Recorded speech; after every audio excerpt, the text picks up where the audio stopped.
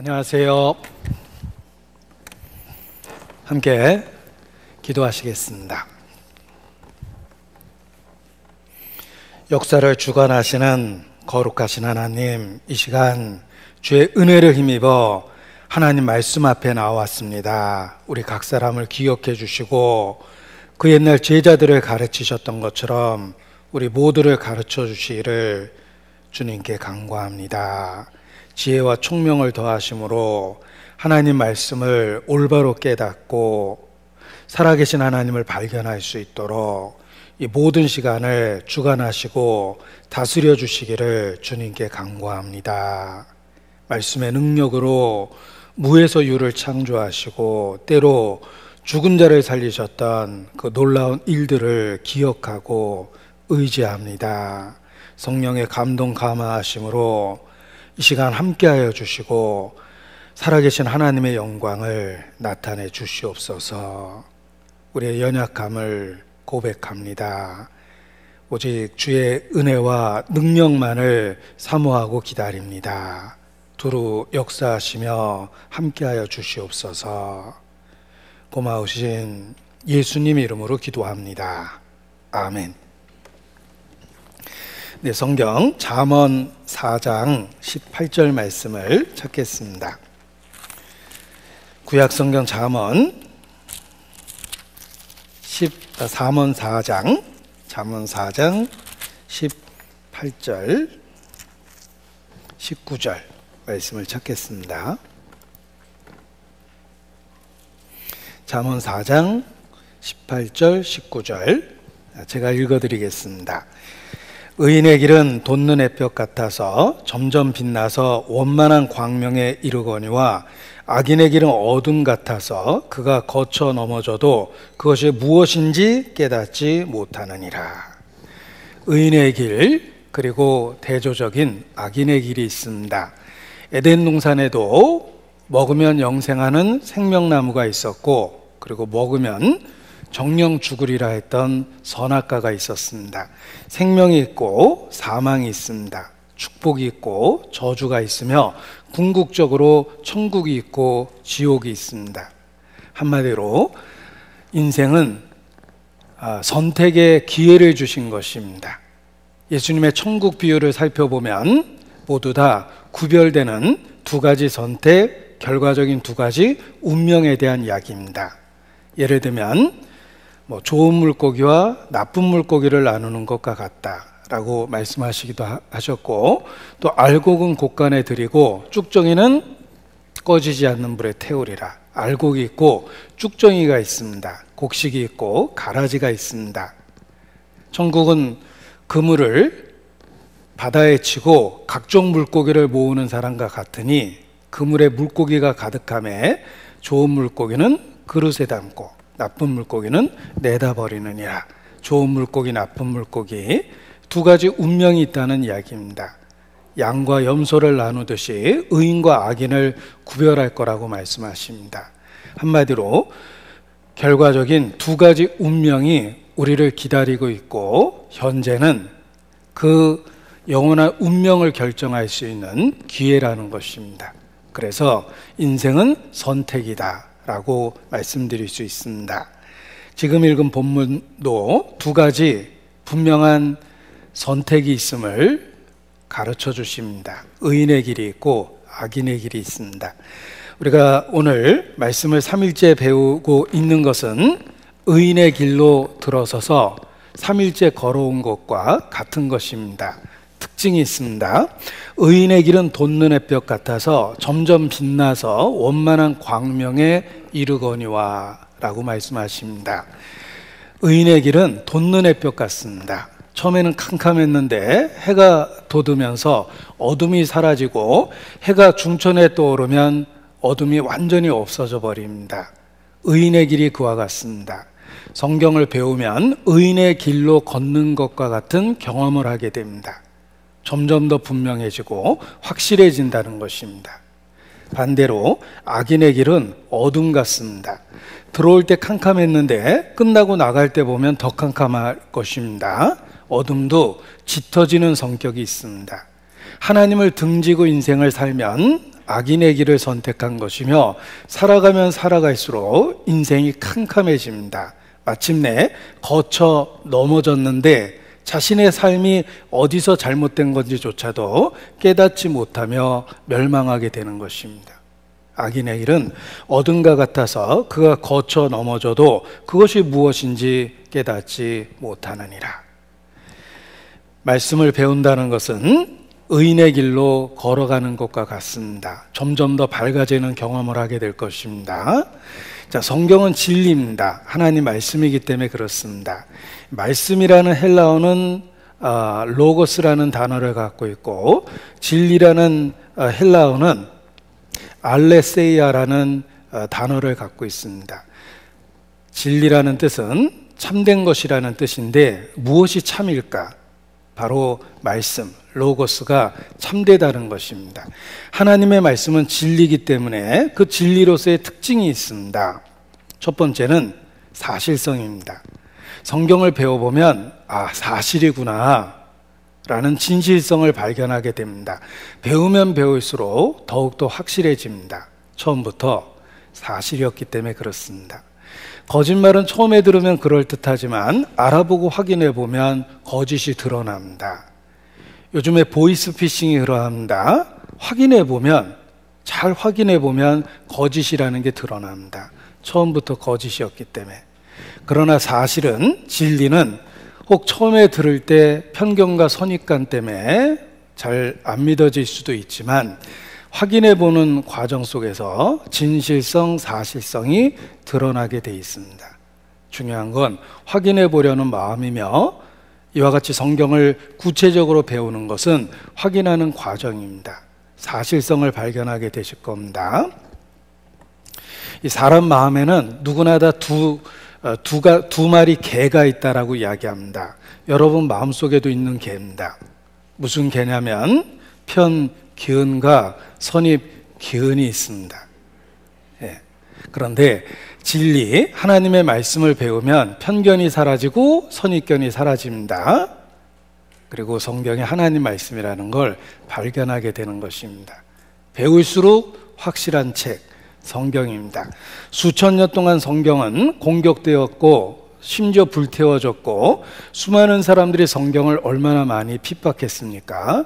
그럼에도 불구하고 아직도 하나님의 말씀으로 인류 앞에 우뚝 서 있습니다. 사실이기 때문에 그렇습니다. 성경은 진리이며 사실성이 있다는 것입니다. 그리고 진리의 두 번째 특징은 불변성입니다. 변하지 않는 것이 진리입니다.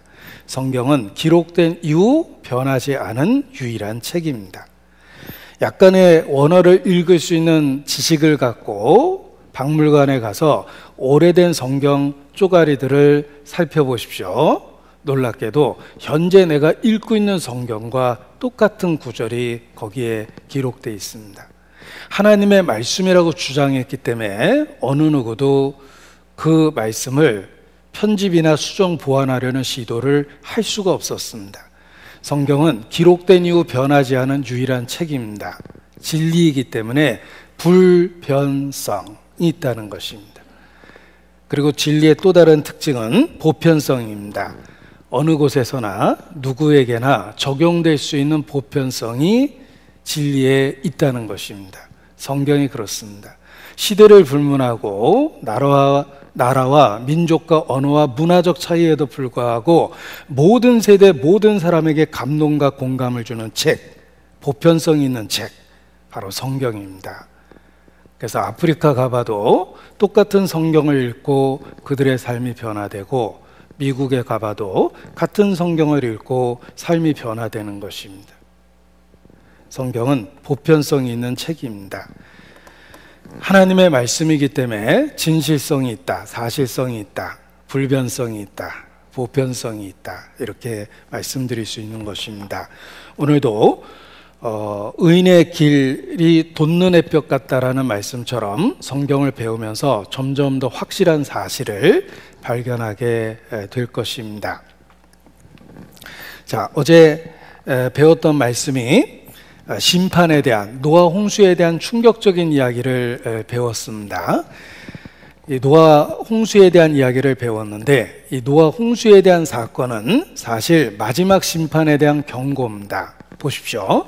베드로 후서 2장에 보면 옛 세상을 용서치 아니하시고 오직 의를 전파하는 노아와 그 7 식구를 보존하시고 경건치 아니한 자들의 세상에 홍수를 내리셨는데, 그 사건은 후세의 경건치 아니한 자들에게 본을 삼으신 거라고 말씀하십니다.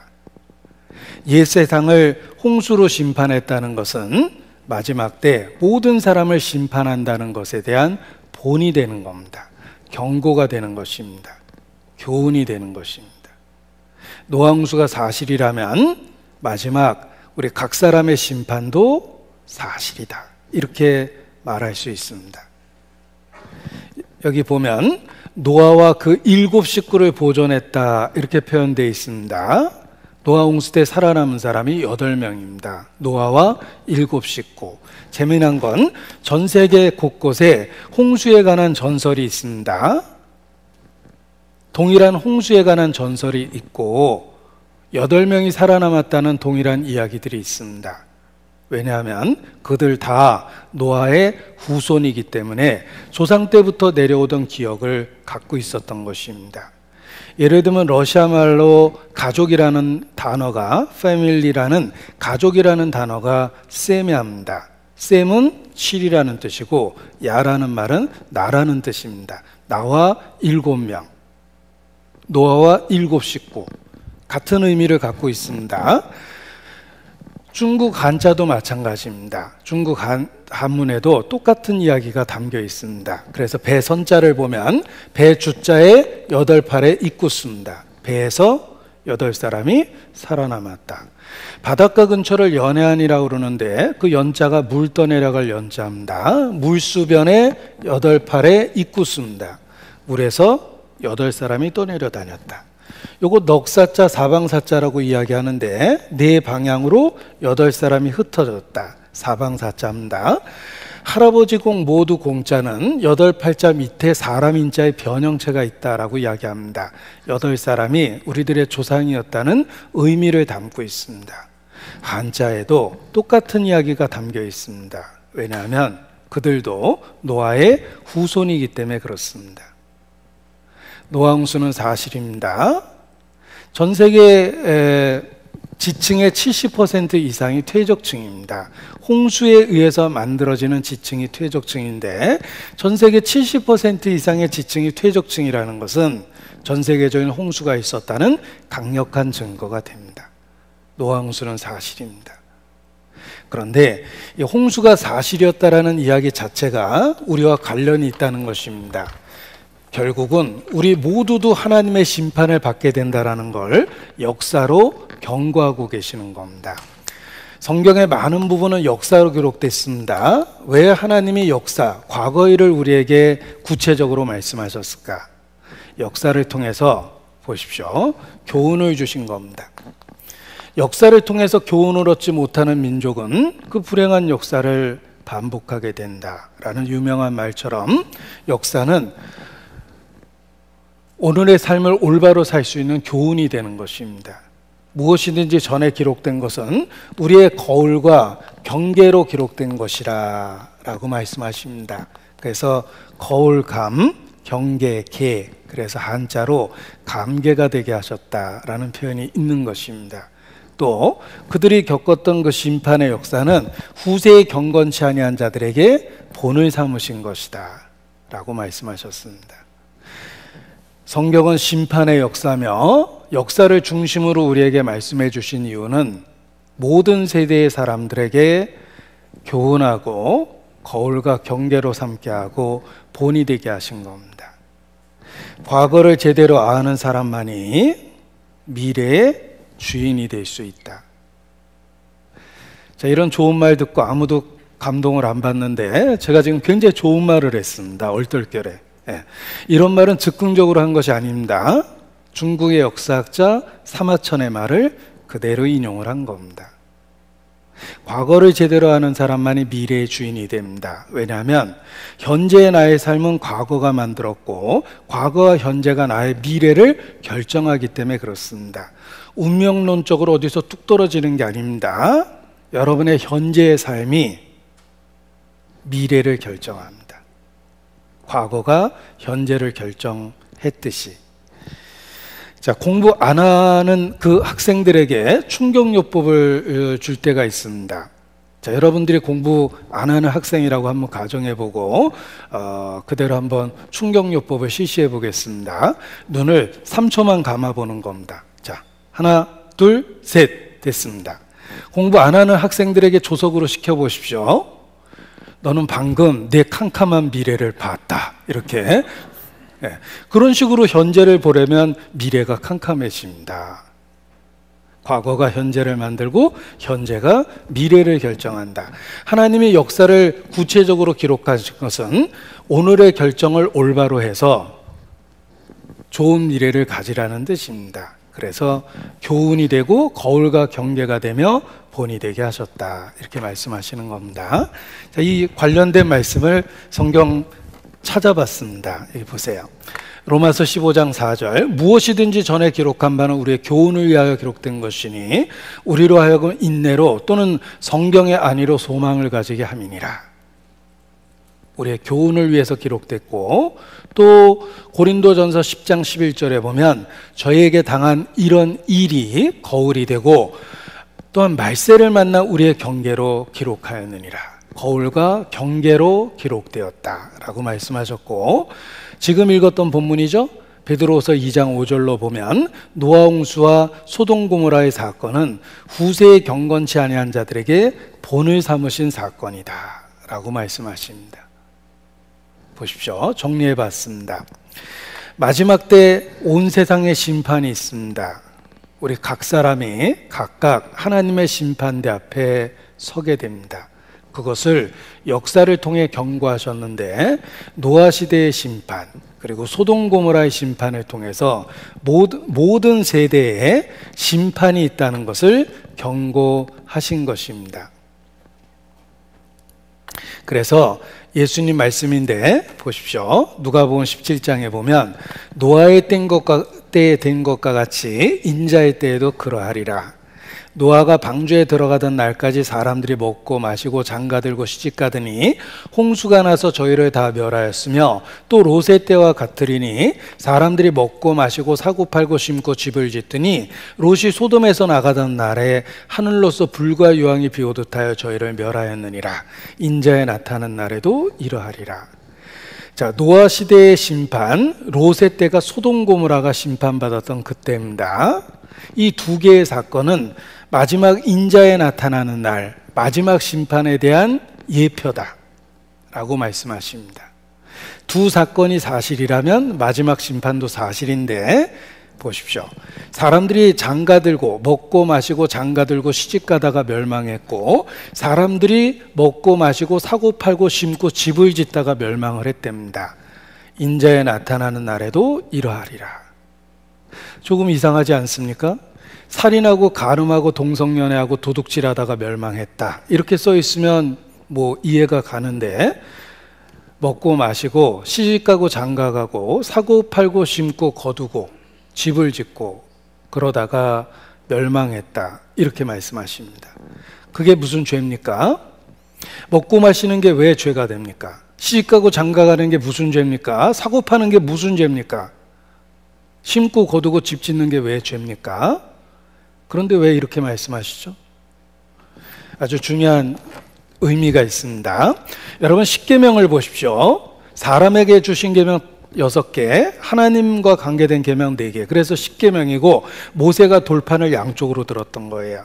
하나님에 관한 계명, 사람에 관한 계명입니다. 그런데 사람에 관한 계명의 첫 번째는 부모를 공경하라. 그 다음에 살인하지 마라, 간음하지 마라, 도둑질하지 말라 이렇게 이어집니다. 그 모든 도덕적 계명 앞에 크고 첫째 되는 계명이 있다라고 말씀하셨는데 바로 하나님과 관계된 계명입니다. 하나님 앞에 가장 큰 죄는 하나님과 관계된 죄를 짓는 것입니다. 생각해 보십시오.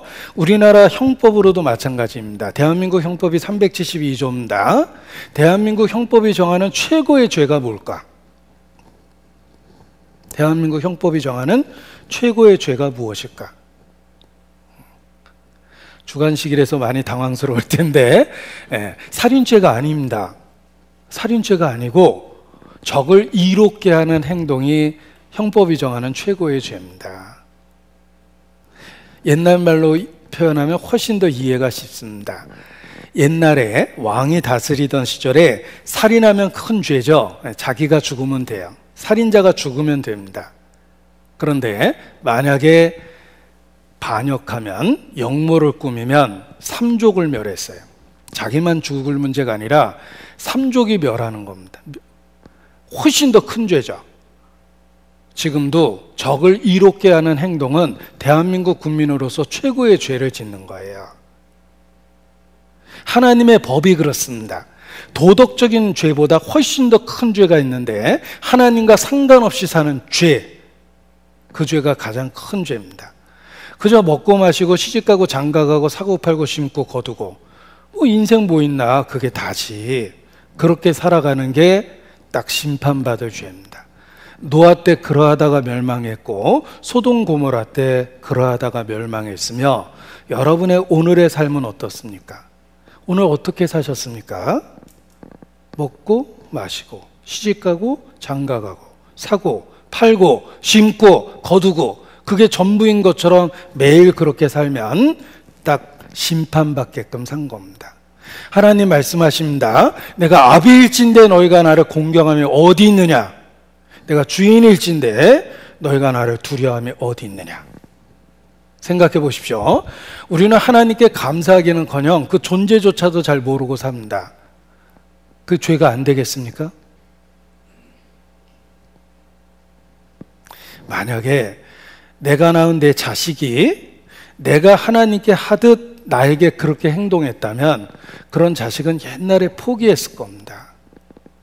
인간은 마치 하나님이 없는 것처럼 자기 인생을 살며, 심지어는 교회 다니는 사람도 하나님을 교묘하게 이용해 먹고 삽니다.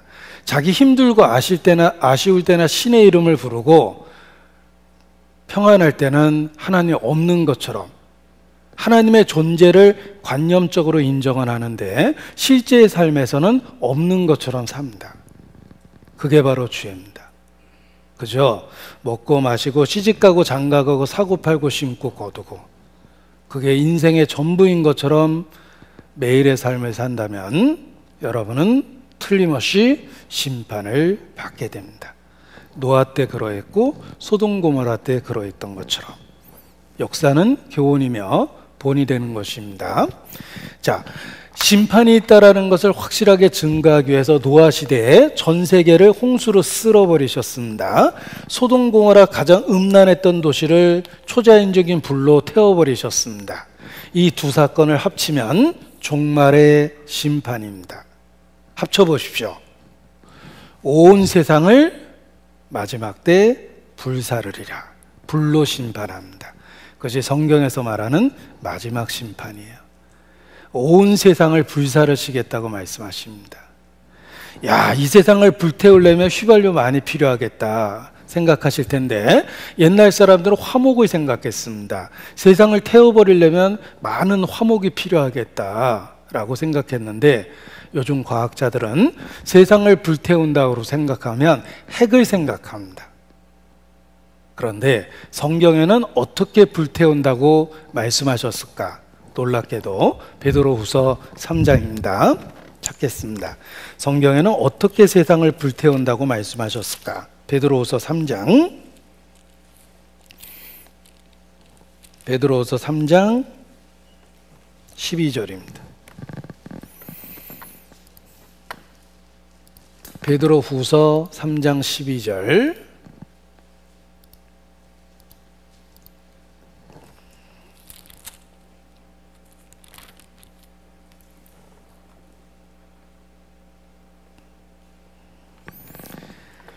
하나님의 날이 임하기를 바라보고 간절히 사모하라. 그날에 하늘이 불에 타서 풀어지고 체질이 뜨거운 불에 녹아지려니와. 어떻게 세상을 불사르시냐면 체질이 뜨거운 불에 풀어진답니다. 10절 베드로후서 3장 10절에도 한 번 더 언급하셨습니다. 10절에 보면 그러나 주의 날이 도적같이 오리니 그날에는 하늘이 큰 소리로 떠나가고 체질이 뜨거운 불에 풀어지고 땅과 그 중에 있는 모든 일이 드러나리로다. 어떻게 세상을 불사르시냐면 체질이 뜨거운 불에 풀어진답니다. 이 체질이라는 단어가 원서에 보면 엘리먼트라고 돼 있어요. 엘리먼트라는 말이 물질을 구성하고 있는 가장 작은 알갱이란 뜻입니다. 체질이 뜨거운 불에 풀어진답니다. 물질을 구성하고 있는 작은 알갱이가 풀어진다는 뜻인데 바로 핵분열이에요. 여러분, 물 한 방울이면은 뉴욕시가 날아갈 수 있는 파괴력을 얻어낼 수 있다고 그럽니다. 그게 핵분열이죠. 우리 이는 MC 자승에서 학창 시절에 열심히 외웠던 상대성 원리라는 게 있습니다. 이는 MC 자승. 이게 외우긴 외웠는데 이해한다는 건 상당히 어렵습니다. 이게 에너지고, 요게 질량이고, 요 C가 진공 상태의 빛의 속도라고 그래요. 아무리 작은 질량도 엄청난 에너지가 된다는 뜻이에요. 핵이죠. 놀랍게도 성경에는 온 세상을 어떻게 불사르시냐면 체질이 뜨거운 불에 풀어질 것이다. 이런 표현은 창조주 아니면 쓸 수가 없는 거예요. 마지막 심판이 사실이라는 증거는 역사에 들어 있습니다. 노아 홍수와 소돔 고모라 사건입니다. 그런데 어제 배웠던 것처럼 노아 홍수가 사실이라는 증거를 배웠습니다. 그리고 소돔 고모라가 사실이라는 증거도 수없이 많다는 걸 아셔야 돼요. 소돔 고모라는 가장 음란했던 도시입니다. 인간이 성적으로 타락하다 보면 성을 오용하고 남용합니다. 그리고 더 타락하다 보면 비정상적인 성적 자극을 원합니다. 그래서 근친간이 일어나거나 동성간이 일어나는 거예요. 소돔 고모라가 그랬습니다. 우리 시대에 동성애가 죄가 아니라고 우기는데 놀랄 일도 아닙니다. 인간이 하나님을 부인하면 못할 짓이 없어요. 이미 가장 큰 죄를 짓고 있기 때문에 하위의 죄들은 쉽게 짓습니다. 그러니까 성적 기준이 무너지는 거예요. 모든 이성을 성적 대상으로 여깁니다. 소돔 고모라가 그러했습니다. 그러다가 심판을 받았어요. 이 소돔이라는 영어 단어에 전미사를 붙여볼까요? Y 또는 소돔이라는 단어에 IT라는 전미사를 붙여보면 소도미, 소도마이트 이렇게 발음이 되는데 이게 다 동성연애하다는 단어로 지금도 쓰입니다. 성적으로 타락하다가 멸망한 도시 바로 소돔 고모라인데 사실이라는 것이 역사적으로 입증됩니다. 어떻게 입증되나 보십시오. 어떻게 입증되나 보십시오. 소돔 고모라가 사실이라는 게 입증이 됩니다. 어떻게 입증이 되냐면 보세요.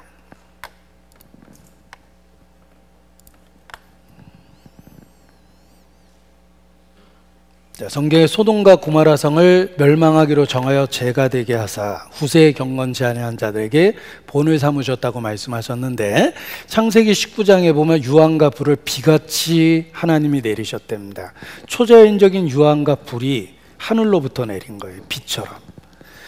그래서 소돔 고모라가 멸망했는데 신명기 29장에 보면 같이 멸망한 도시들에 대한 언급이 있어요. 아드마 스보임 이런 도시가 인근 도시예요. 함께 있다가 멸망한 겁니다.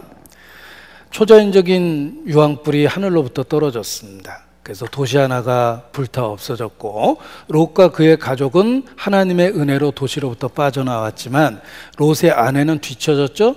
뒤를 돌아보다가 소금 기둥이 됐다라고 성경에 기록이 되어 있습니다.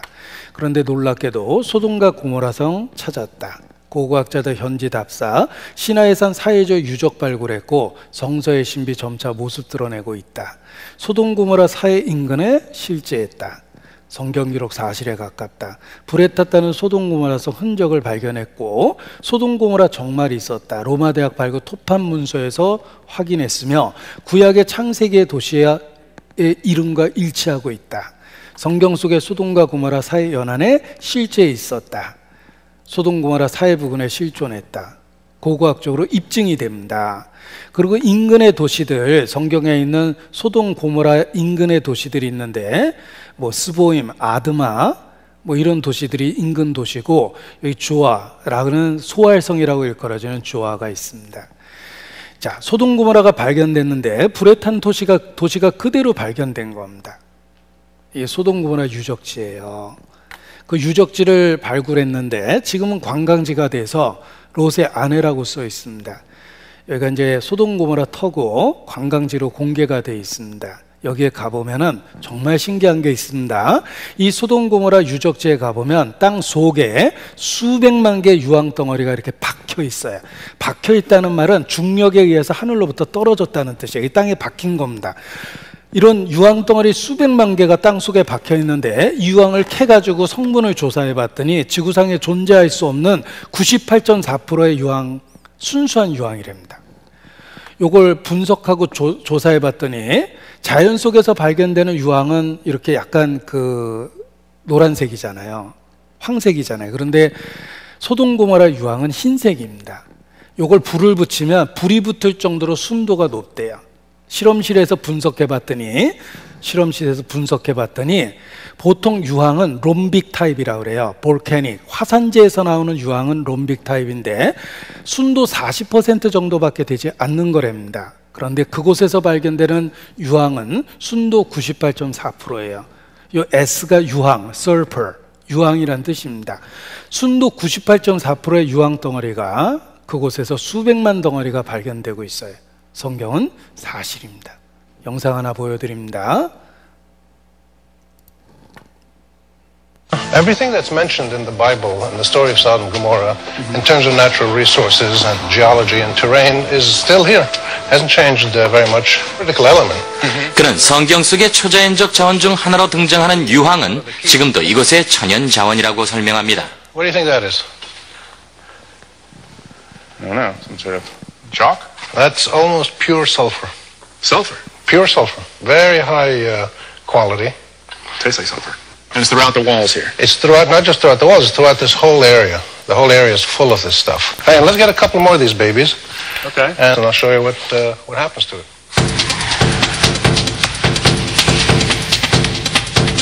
Pick it up. Let me show you. You know what happens to sulfur when you light it? Well, it lights. Catches fire. Oh. Burning sulfur, otherwise known as brimstone. In my whole life, I didn't know what brimstone was. Well, brimstone just means burning stone in sort of medieval English. 또한 유황을 연료로 썼다고 합니다. So it's another part of the Bible which is remarkably found in the landscape here. Based on human reality. They talk about fire and brimstone. This is what they're talking about. How'd you like that coming down on you? 고식물학자 데이빗 맥크리리가 큰 구덩이 옆에서 기다리고 있었습니다. 그는 누메라의 최후의 순간을 볼 수 있는 여러 층으로 된 흙을 보여주었죠. So it's hard to know exactly what's going on. What's very clear is that we've got two burn layers. A burn layer up here, you can see chunks of charcoal. Yeah. Those are probably from the wooden beams that would have supported the roofs. This layer is between 20 and 30 centimeters thick. Okay. And then below that you have a much hotter, what I'm interpreting is a hotter burn layer. Whiter is hotter. Whiter is hotter, yeah, that's this ash. So this is not a small fire that got out of control. This is a huge fire that burned everything. It certainly shows up in every part of the city that we've excavated so far. And that would mean that this whole city was consumed in fire. 소돔과 고모라성에 유황과 불을 비처럼 내렸다고 합니다. 지금 여러분 앞에 보이는 다양한 크기의 황들이 이 땅을 강타하면서 불탔던 유황의 결과물인 것입니다. 유황은 꺼지지 않고 계속 타 물체를 유리알처럼 감싸버립니다. 완전히 타버리면 산소가 차단되어 불이 자동으로 꺼지게 됩니다. 이 재 속에 이런 것이 수백만 개나 있습니다. 이런 것이 수백만 개 있다는 것은 하나님이 불과 유황을 이 도시에 비처럼 내렸다는 것을 보여주는 것입니다. 자, 이와 같이 고고학적으로 소돔 고모라가 사실이라는 것이 입증됩니다. 이 마지막 때 우리 모두에게 경계하신 겁니다. 심판이 있습니다.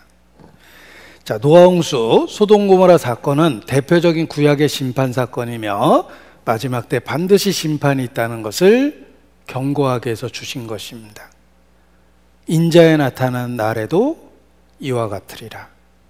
노아 홍수 시대와 같고 또 소돔 고모라 롯의 시대와 같을 거라고 예수께서 직접 말씀하셨습니다. 자, 노아 홍수 이후 인류는 새롭게 출발하고 그 새롭게 출발한 족보가 창세기 10장에 정리되어 있습니다. 보십시오. 창세기 10장은 노아 홍수 이후에 새롭게 출발한 인류의 족보입니다. 창세기 10장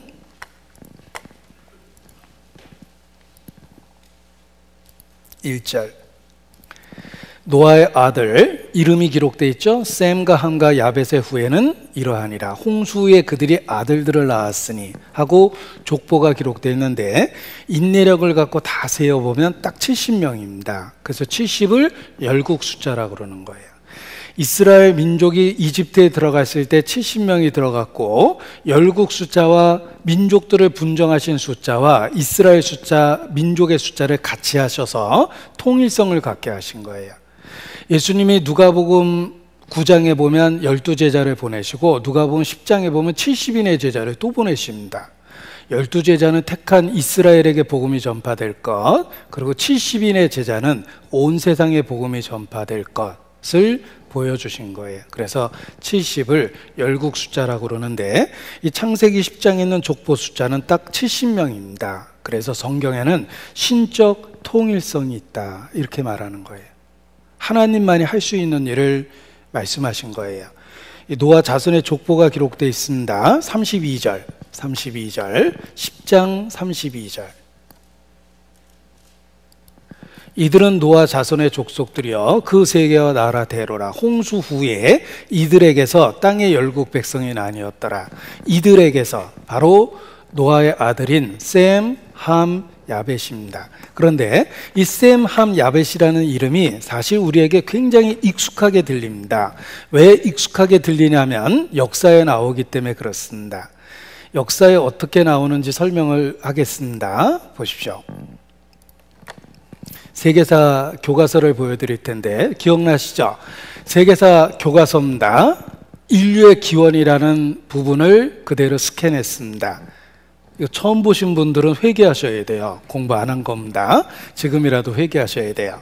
자, 오리엔트 문명, 빛은 동방, 오리엔트에서라는 말이 있듯이 최초의 문명은 오리엔트에서 발생되었다. 오늘날의 중동 지역이 오리엔트예요. 에덴 동산이 있었던 그 지역입니다. 그런데 세계사에 보면 오리엔트 세계에서 활약한 중요한 민족은 셈, 함, 야벳 쪽이라고 되어 있어요.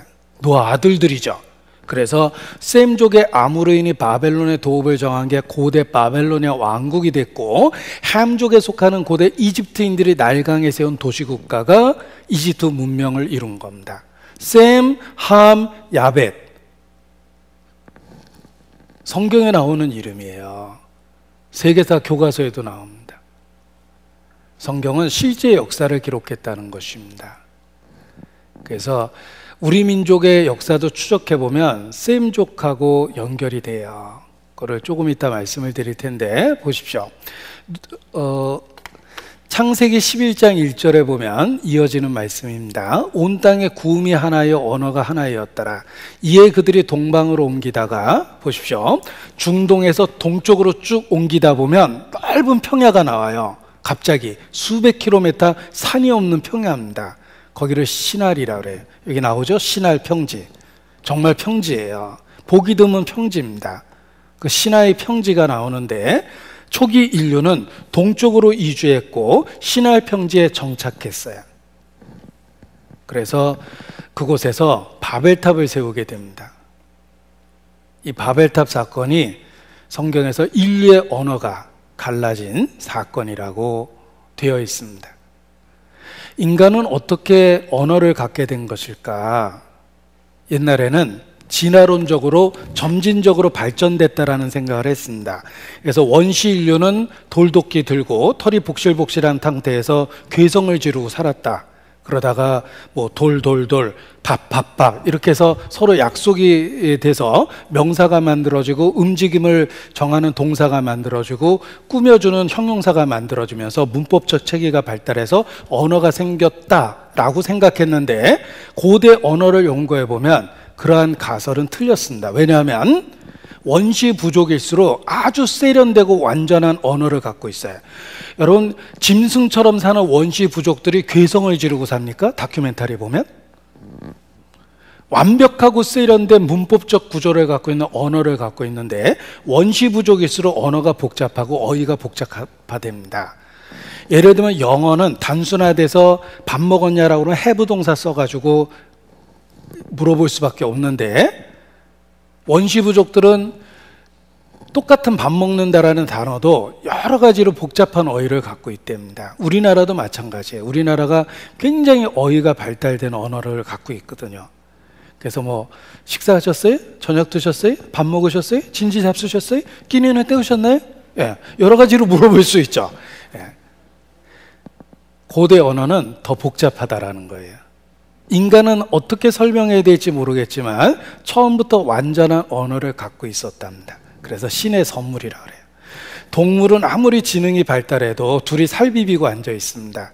본능적인 대화만 주고받을 수 있지 자신의 마음과 내면을 주고받을 수는 없는데 인간은 둘이 앉으면 밤새도록 토론합니다.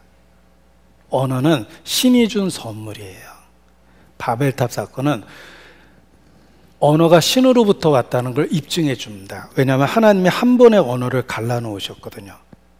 신할 평지에 바벨탑을 세우던 그때 인간의 언어를 갈라놓으셨는데 바벨탑은 신화나 전설이 아닙니다. 왜냐하면 EBS 같은 교육방송에서도 바벨탑에 대한 내용을 다룹니다.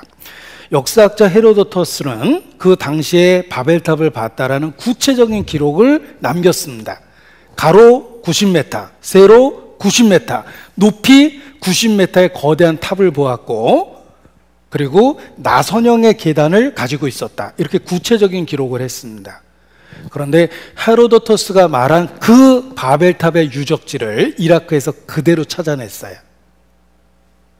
가로 세로 90m였습니다. 그리고 그 유적지를 살펴보니까 토목공사 내용을 분석해 보니까 90m의 거대한 탑이 있다라는 게 맞다라는 거예요. 그걸 어떻게 발견했냐면 고고학자들이 그 지역에 상주하고 과거 역사를 추적했는데 주민들이 집 지을 때마다 어디 가서 벽돌을 갖고 와서 이렇게 집을 짓더래요. 그래서 그 어디서 났냐? 주변에 공장도 없던 데라고 얘기했더니 저기 가면은 벽돌이 많이 있다고 그러더래요. 그래서 고고학자들이 가봤더니 정말 원시적인 벽돌들이 잔뜩 있었습니다. 거기가 바로 바벨탑 유적지였던 거예요. 최초로 인간이 벽돌을 만든 거예요. 성경에도 벽돌로 탑을 쌓았다고 되어 있습니다. 흙을 불로 구우면 강해진다는 사실을 알게 됐습니다. 그래서 인류가 벽돌을 만들기 시작했던 거예요. 바벨탑은 벽돌로 지은 거예요. 흙 대신에 벽돌로 만들었다고 되어 있죠. 바벨탑 사건이 사실이라는 게 밝혀집니다. 성경이 사실이라는 또 하나의 증거가 드러난 겁니다. 이 바벨탑 사건이 사실이라는 내용을 여기 보여드리겠습니다. 바벨탑. 에서 내려다보자 전혀 달랐습니다. 거대한 사각형 모양의 건물터가 확연히 드러난 것입니다. 이게 가로 세로 90m예요. 그리고 아까 제가 토목공사 얘기를 드렸죠. 어느 정도 높이를 감당해냈을까? 90m의 탑이 있었다라고 이야기합니다. 요거는 자료를 먼저 보여드리면 보세요. 창세기 11장에 바벨탑 이야기가 있고 언어가 갈라진 사건이 기록되어 있는데 셈, 함, 야벳이 바벨탑을 샀다가 갈라져 버린 겁니다. 그래서 여러 인종으로 분화돼 버렸어요. 홍수에 이들에게서 땅의 열국 백성이 나뉘었더라. 그래서 각각 어디로 흩어졌는지를 분석하고 연구하면 과거 인류의 계통도가 나와요. 그래서 노아 이후 이제 족보인데 외국 박물관에 있는 거를 이렇게 자료를 구해왔습니다. 노아 자손들의 계보를 쭉 이렇게 추적하는 계보입니다. 그래서 현재 민족하고 어떻게 연결이 되고 인류가 어떻게 흩어져서 이렇게 다양한 종족을 이루게 되었는지를 연구를 합니다. 그래서 바벨탑 사건을 연구하고 세계 곳곳에서 같은 양식으로 지어진 탑을 발견할 수 있다라고 이야기합니다. 자, 역사를 추적하면 바벨탑까지는 역추적이 가능해요. 역사 추적이. 나선형의 계단을 갖고 있었다는 기록 때문에 상상도는 달라도 그림은 다 계단은 나선형입니다. 이게 헤로도토스의 기록 때문에 그래요. 그래서 모든 상상도의 공통점은 계단을 나선형으로 그린다는 거예요. 바벨탑은 이라크 알리 부근에 있었다. 자, 한민족 기원도 역추적하면 바벨탑까지 추적 가능합니다. 우리나라 역사도. 그래서 우리나라 언어가 우랄 알타이어족이잖아요. 우랄 산맥과 알타이 산맥을 넘어온 민족들인데 그 언어적인 것을 역추적하면 수메르까지 연결이 돼요. 수메르 언어가 우리나라 말과 어순이 똑같아요. 교차어거든요. 그래서 한민족의 뿌리도 바벨탑까지 역추적이 가능하다 이렇게 얘기합니다. 국제창조사학께서 추적했는데 바벨탑까지 역추적을 했어요. 수메르 문명이 꼽힌 바벨탑의 현장까지 역추적했고, 자동차로 5시간을 달리면 산은 고사하고 야트막한 언덕조차도 눈에 띄지 않는다. 성경의 시날 지역을 평지라고 부른 것은 대단히 정확한 표현이다. 이 끝없는 시날 평지가 바로 바벨탑이 세워진 그곳이에요. 바벨탑은 이라크 알리 부근에 있었다. 나선형의 계단을 갖고 있었다 그러는데 동일한 건축 방법으로 지은 탑들이 중동에 많이 있습니다. 그래서 유적지를 찾아냈어요. 기록은 사라지고 그림자만 남았다. 그래서 이 가로 세로 90m의 그 유적지를 그대로 찾아냈고 보존하고 있습니다. 이 갈대아 우르에 가면 아브라함이 바벨탑을 쌓았던 시절로부터 그렇게 오래되지 않았던 시대이기 때문에 동일한 건축 방법을 많이 찾을 수 있는데 바로 벽돌을 사용했다는 거예요. 진흙 벽돌과 역청을 사용한 건축물을 갈대아 우르라는 아브라함 고향에서 많이 찾아내고 있어요. 같은 시대에 같은 방법의 건축물이 있다는 것입니다. 이 지구라트라는 고대 건축물이 바벨탑 양식과 비슷했을 거다 이렇게 얘기해요. 그래서 그 상상도를 이렇게 박물관에 가니까 만들어 놨더라고요. 엄청난 규모의 알렉산더 대왕도 재건을 시도하다 포기했다라는 역사적 기록이 나옵니다. EBS입니다. EBS. 바벨탑에 관한 이야기입니다. 성경에서 바벨탑은 신에 대적하려는 인간의 오만함을 상징합니다. 그래서 완성될 수 없는 탑이고 징벌받아야 마땅한 탑이기도 하죠. 이것은 그런 바벨탑에 관한 교훈을 가장 잘 담고 있는 피테르 브레헬의 작품입니다. 바벨탑에 관한 이야기는 성경에만 있는 게 아닙니다. 기원전 400년경 이곳을 방문했던 그리스의 역사학자 헤로도토스는 이렇게 기록했습니다. 이것은 아직도 존재한다. 탑의 높이는 90m에 달한다. 어쩌면 바벨탑이 바빌론에 있다는 것은 너무 당연하다 할 것입니다. 이처럼 바벨탑은 전설도 성경 속에서 등장하는 신화도 아니었습니다. 엄연히 실제했던 역사였습니다. 바빌론인들은 고대 메소포타미아 문명의 후예들이었고 구바빌론 하무라비 대왕 시절의 영광을 되살려낸 사람들이었습니다.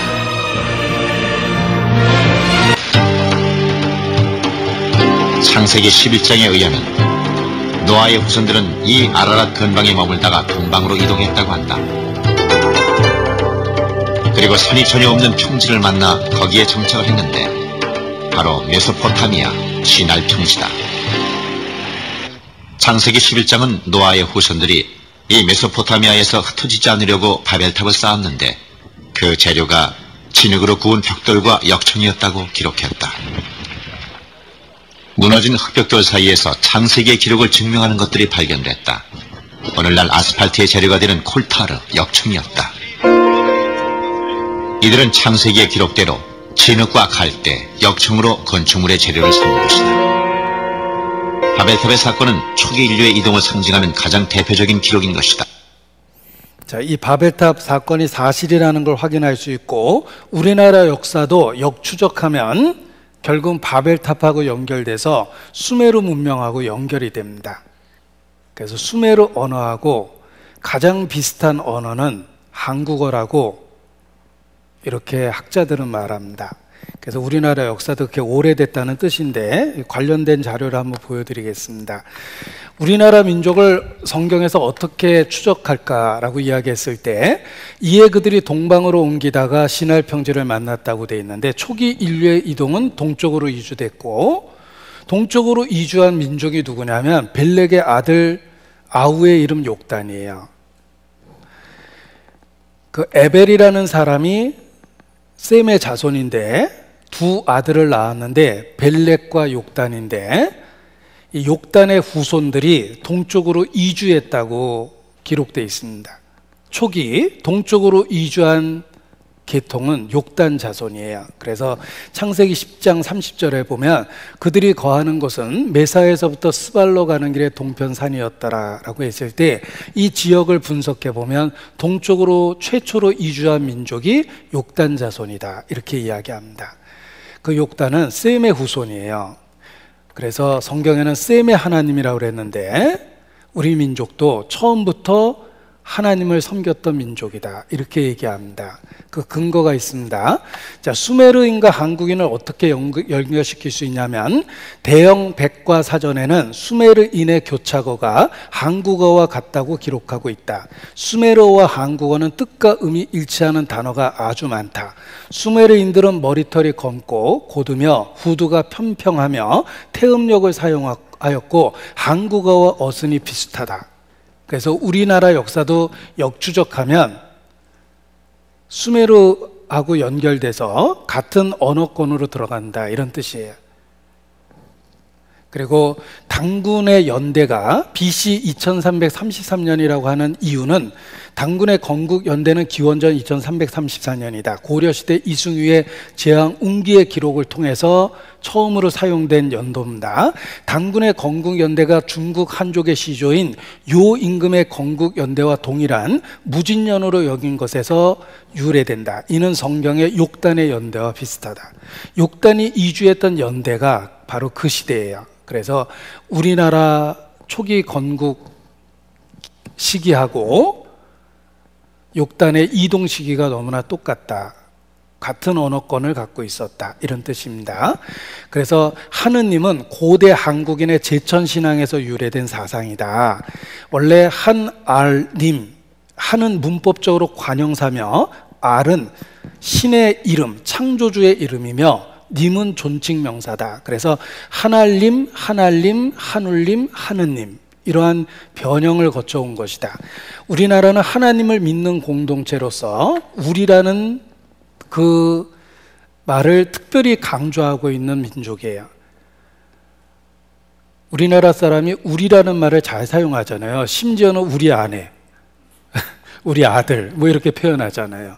근데 이 우리라는 말을 강조했을 수밖에 없는 이유가 같은 하나님을 믿는 공동체 의식 속에서 지냈기 때문에 그렇다라고 얘기합니다. 그리고 그 특징은 백의민족이라고 해서 흰옷을 신을 섬길 때 자주 입었다라는 거예요. 우리나라 민족이 얼마나 흰옷에 대해서 그 집착하고 살았는지 조선시대 말 사진 보신 적 있으세요? 선교사들이 찍은 우리나라 조선시대 말의 그 거리 풍경이 있습니다. 그 사진 제가 보고 깜짝 놀랐어요. 선교사들이 우리나라 언더우드가 1885년도에 들어오셨으니까 그때가 기독교의 시작이라 그러는데 그들이 사진을 찍은 것들을 보면 거리가 하얗게 보일 정도로 다 하얀 옷 입고 다녔습니다. 심지어는 그 하얀 옷에 대한 집착 때문에 이 옷을 아주 희게 만드는 특별한 빨래법이 그 발달하고 그랬대요. 그래서 잿물에다가 물을 삶아서 완전한 흰색을 만들어내는 민족은 대한민국밖에 없답니다. 왜 흰옷에 대해서 저렇게 집착하는 걸까? 그것이 제천사상 신에게 제사 드리던 민족이기 때문에 흰옷에 대한 집착이 강했다라는 거예요.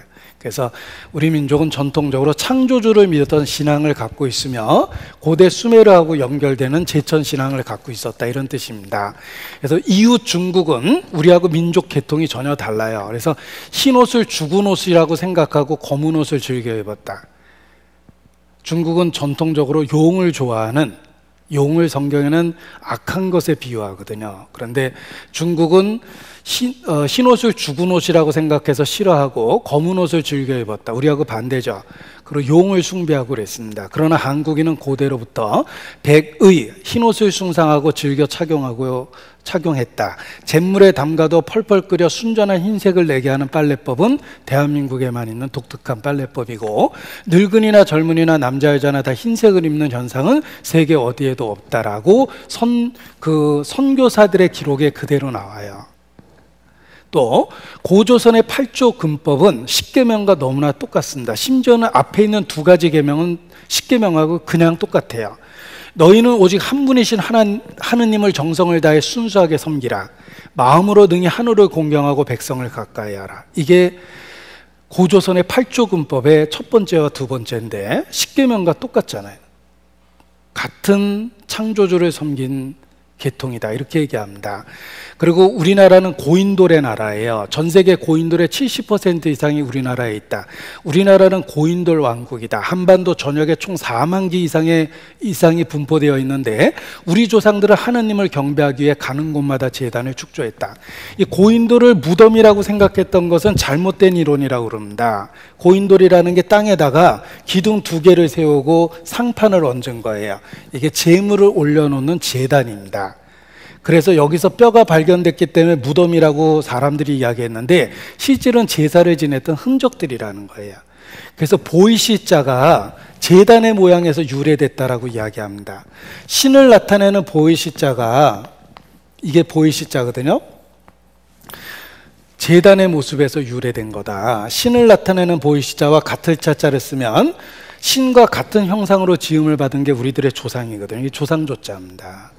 신에게, 보이시자죠, 양을 바치면 복을 받는다. 신에게 제사를 드릴 때 양을 바쳤다. 상서로울 상자예요. 그래서 중국에서도 제사를 드릴 때 양양자를 쓰고 자기야자를 쓰면 의로 의자가 돼요. 인간은 신에게 나아갈 때 희생 제물을 의지하고 신에게 나가야 된다라는 뜻입니다. 중국에 보면 베이징에 천단이라는 오래된 제단이 있습니다. 3층짜리 제단인데 그 꼭대기에서 제사를 드렸는데 거기에 그림으로 신에게 제사 드리는 방법을 고대인들이 써놨는데 정말 놀라운 건 성경에 있는 희생제사와 똑같은 내용이라는 거예요. 옛날에는 다 창조주를 섬겼던 겁니다.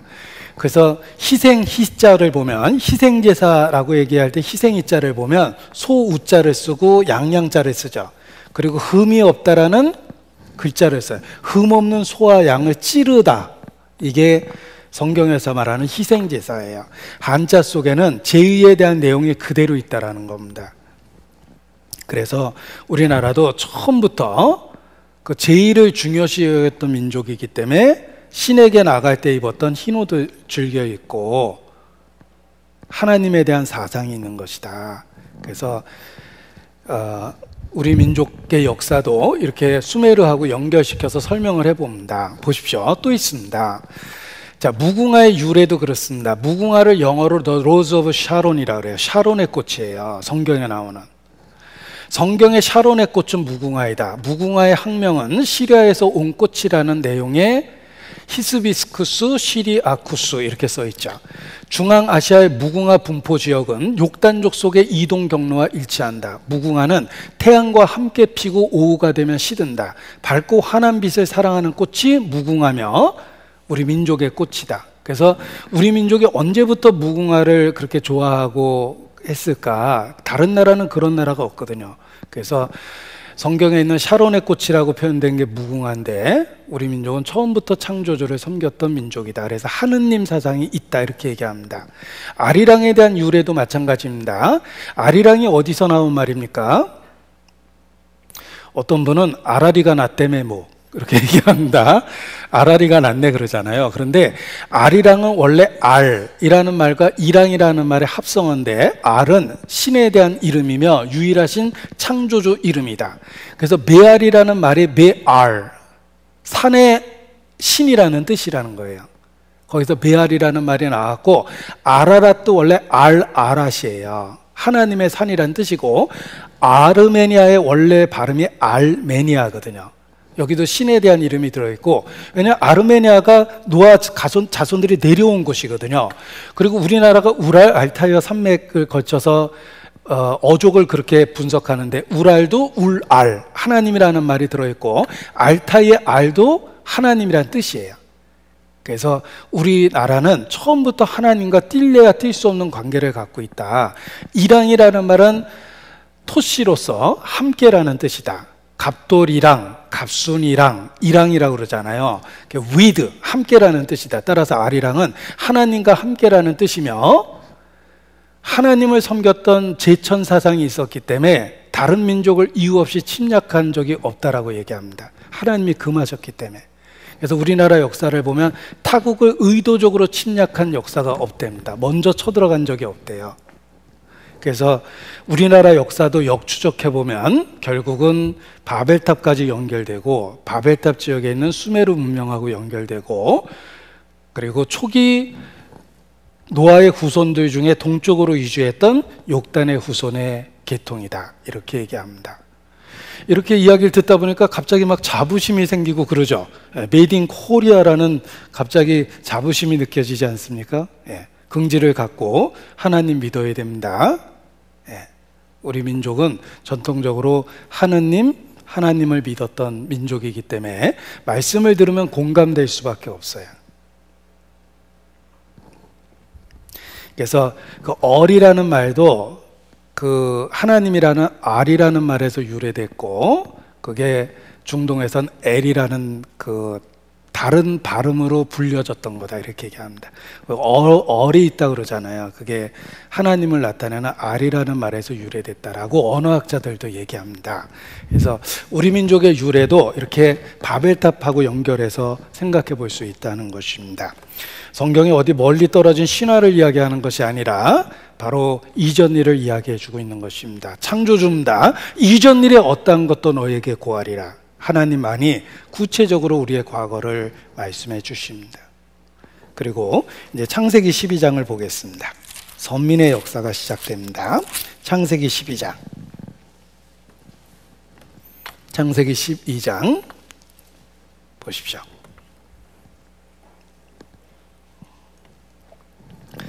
여호와께서 아브라함에게 이르시되 너는 너의 본토 친척 아비집을 떠나 내가 내게 지시할 땅으로 가라. 내가 너로 큰 민족을 이루고 내게 복을 주어 내 이름을 창대케 하리니 너는 복의 근원이 될지라. 창세기 12장부터 아브라함의 역사가 나타납니다. 아브라함의 역사가 나타납니다. 보세요. 이 성경이 무질서해 보이지만 체계적으로 기록됐다는 걸 알게 됩니다. 창세기 12장부터 왜 아브라함의 역사가 기록되어 있을까? 하나님이 섭리 가운데 선택한 것입니다. 보십시오. 창세기 1장부터 11장까지는 인류 역사가 기록되어 있는 거예요. 그런데 이런 식으로 인류 역사를 기록하면 성경이 엄청나게 두꺼워집니다. 한국 역사, 독일 역사, 중국 역사, 프랑스 역사, 모든 나라의 역사를 다 기록하면 성경이 얼마나 방대합니까? 그래서 창세기 12장부터 하나님이 아브람을 선택하시고 이름을 아브라함이라고 바꿔줘요. 아브람이라는 말과 아브라함이라는 단어를 비교해 보면 알파벳이 하나 더 들어갔는데 히브리어 5번째 글자인 해라는 알파벳이 추가돼서 아브라함이 된 거예요. 5은 은혜라는 뜻이에요. 하나님의 은혜가 아브라함을 아브라함으로 바꿔놓은 거예요. 그리고 아브라함을 불러내시고 아브라함의 자손들의 족보를 세상 끝날까지 기록을 했습니다. 역사를 미리 쓴 나라 이스라엘이에요. 하나님은 이스라엘을 선택하고 이스라엘의 역사를 세상 끝날까지 미리 기록하셨습니다. 그래서 창세기 12장부터 선민의 역사가 기록되어 있고 세계 역사는 아브라함과 관련이 있게 돼 있어요. 아브라함의 고향이 갈대아 우름다, 여기가 메소포타미아 문명이 있었던 그 시대예요.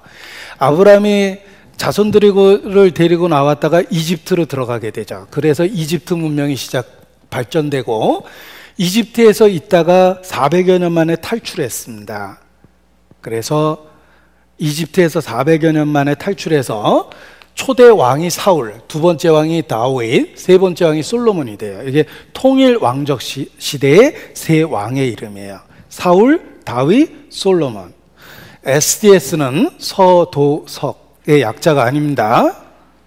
삼다수의 약자도 아니고 삼성 데이터 시스템의 약자도 아니고 사울, 데이빗, 솔로몬, 이스라엘 초대 왕들의 약자인데, 사울이 40년을 다스렸고 다윗이 40년을 다스렸고 솔로몬이 40년을 다스렸어요. 그것도 신기하지 않아요? 통치 연대가 왜 통일돼 있죠? 그 뒤에 하나님이 계시다는 뜻이에요. 40이라는 뜻이 고난, 연단, 시험이라는 뜻이거든요. 그래서 사울이 왕이 된 게 BC 1050년이고 이거 역계산해 보면 솔로몬이 죽었을 때가 BC 930년이에요. 그래서 40년씩 나라를 다스린 겁니다. BC 930년 솔로몬이 죽었을 때 나라가 둘로 분열이 돼 버렸어요. 그래서 북쪽에 이스라엘이라는 나라가 생기고 남쪽에 유다라는 나라가 생깁니다. 이 이스라엘이 아시리아에 의해서 BC 722년에 망해버려요. 유다는 끝까지 버티다가 바벨론에 의해서 BC 606년에 나라가 망합니다. 그리고 바벨론을 페르시아가 점령하고 페르시아를 알렉산더가 이끄는 헬라, 그리스가 점령하고 알렉산더가 갑자기 죽게 돼요. 장가도 못 가고 전쟁 활동하는 중에 죽어버립니다. 그래서 왕위를 이어줄 후손이 없었는데 4명의 장군들이 나라를 쪼개서 나눠갔습니다. 그걸 재통합한 게 로마예요. 예수님이 이때 태어난 거예요. 자, 학교 다닐 때 시험에 이런 문제 나왔습니다. 다음 중 인류 문명의 발달 과정을 시간별로 알맞게 배열한 것은? 정답. 메소포타미아 문명, 이집트 문명, 히브리 문명, 아시리아, 바벨론, 페르시아, 헬레니즘, 로마. 이게 답이에요. 그런데 이 역사의 중심에 이스라엘이 있었다는 거예요. 하나님이 그렇게 하신 거예요. 이스라엘을 선택하셨기 때문에 그렇습니다. 그래서 보십시오. 성경을 그 연필이라는 이미지로 표현을 합니다. 연필은 나무로 이루어져 있는데 중심에 흑연이 지나가죠. 성경은 하나님이 보시는 인류의 역사인데 그 중심에 이스라엘이 있다는 거예요. 그래서 연필이라는 이미지를 갖고 설명해요. 자, 연필입니다. 이게 나무죠. 그리고 그 중심에 흑연이 들어있죠. 세계 역사는 이스라엘을 중심으로 움직이게 하나님이 해놓으신 거예요. 그 중심에, 역사 중심에 이스라엘이 있어요. 이스라엘을 선택하신 겁니다. 만약에 하나님이 이스라엘을 선택하지 않고 대한민국을 선택했다면, 이거 성경 창세기 12장 보십시오. 이렇게 읽어야 돼요. 여호와께서 아브라함에게 이르시되, 아닙니다. 여호와께서 단군에게 이르시되, 너는 너의 본토 친척 아비 집을 떠나 내가 내게 지시할 한반도로 가라. 가로 열고 독도 포함 가로 닫고, 이렇게 써놔야 돼요.